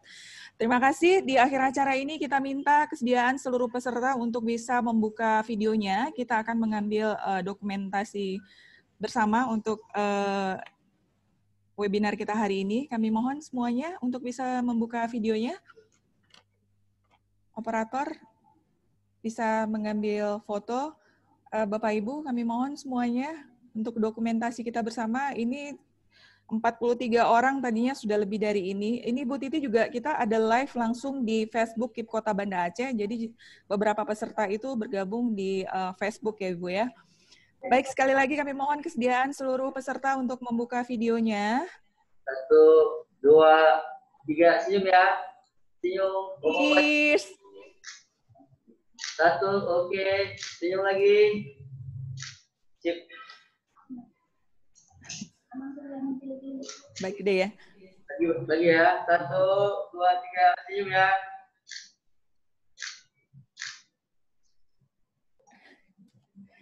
Baik, terima kasih semuanya. Terima kasih sekali lagi kepada seluruh peserta, Bapak Ibu yang sudah mengikuti acara ini sampai dengan selesai. Dan pastinya terima kasih kepada peserta yang sudah berpartisipasi aktif tadi ya, ikut bertanya dan berdiskusi. Nanti akan ada pengiriman sertifikat langsung ke email Bapak Ibu bagi peserta yang sudah mengikuti dari awal sampai dengan selesai. Saya dari selaku panitia mohon maaf apabila ada kesalahan.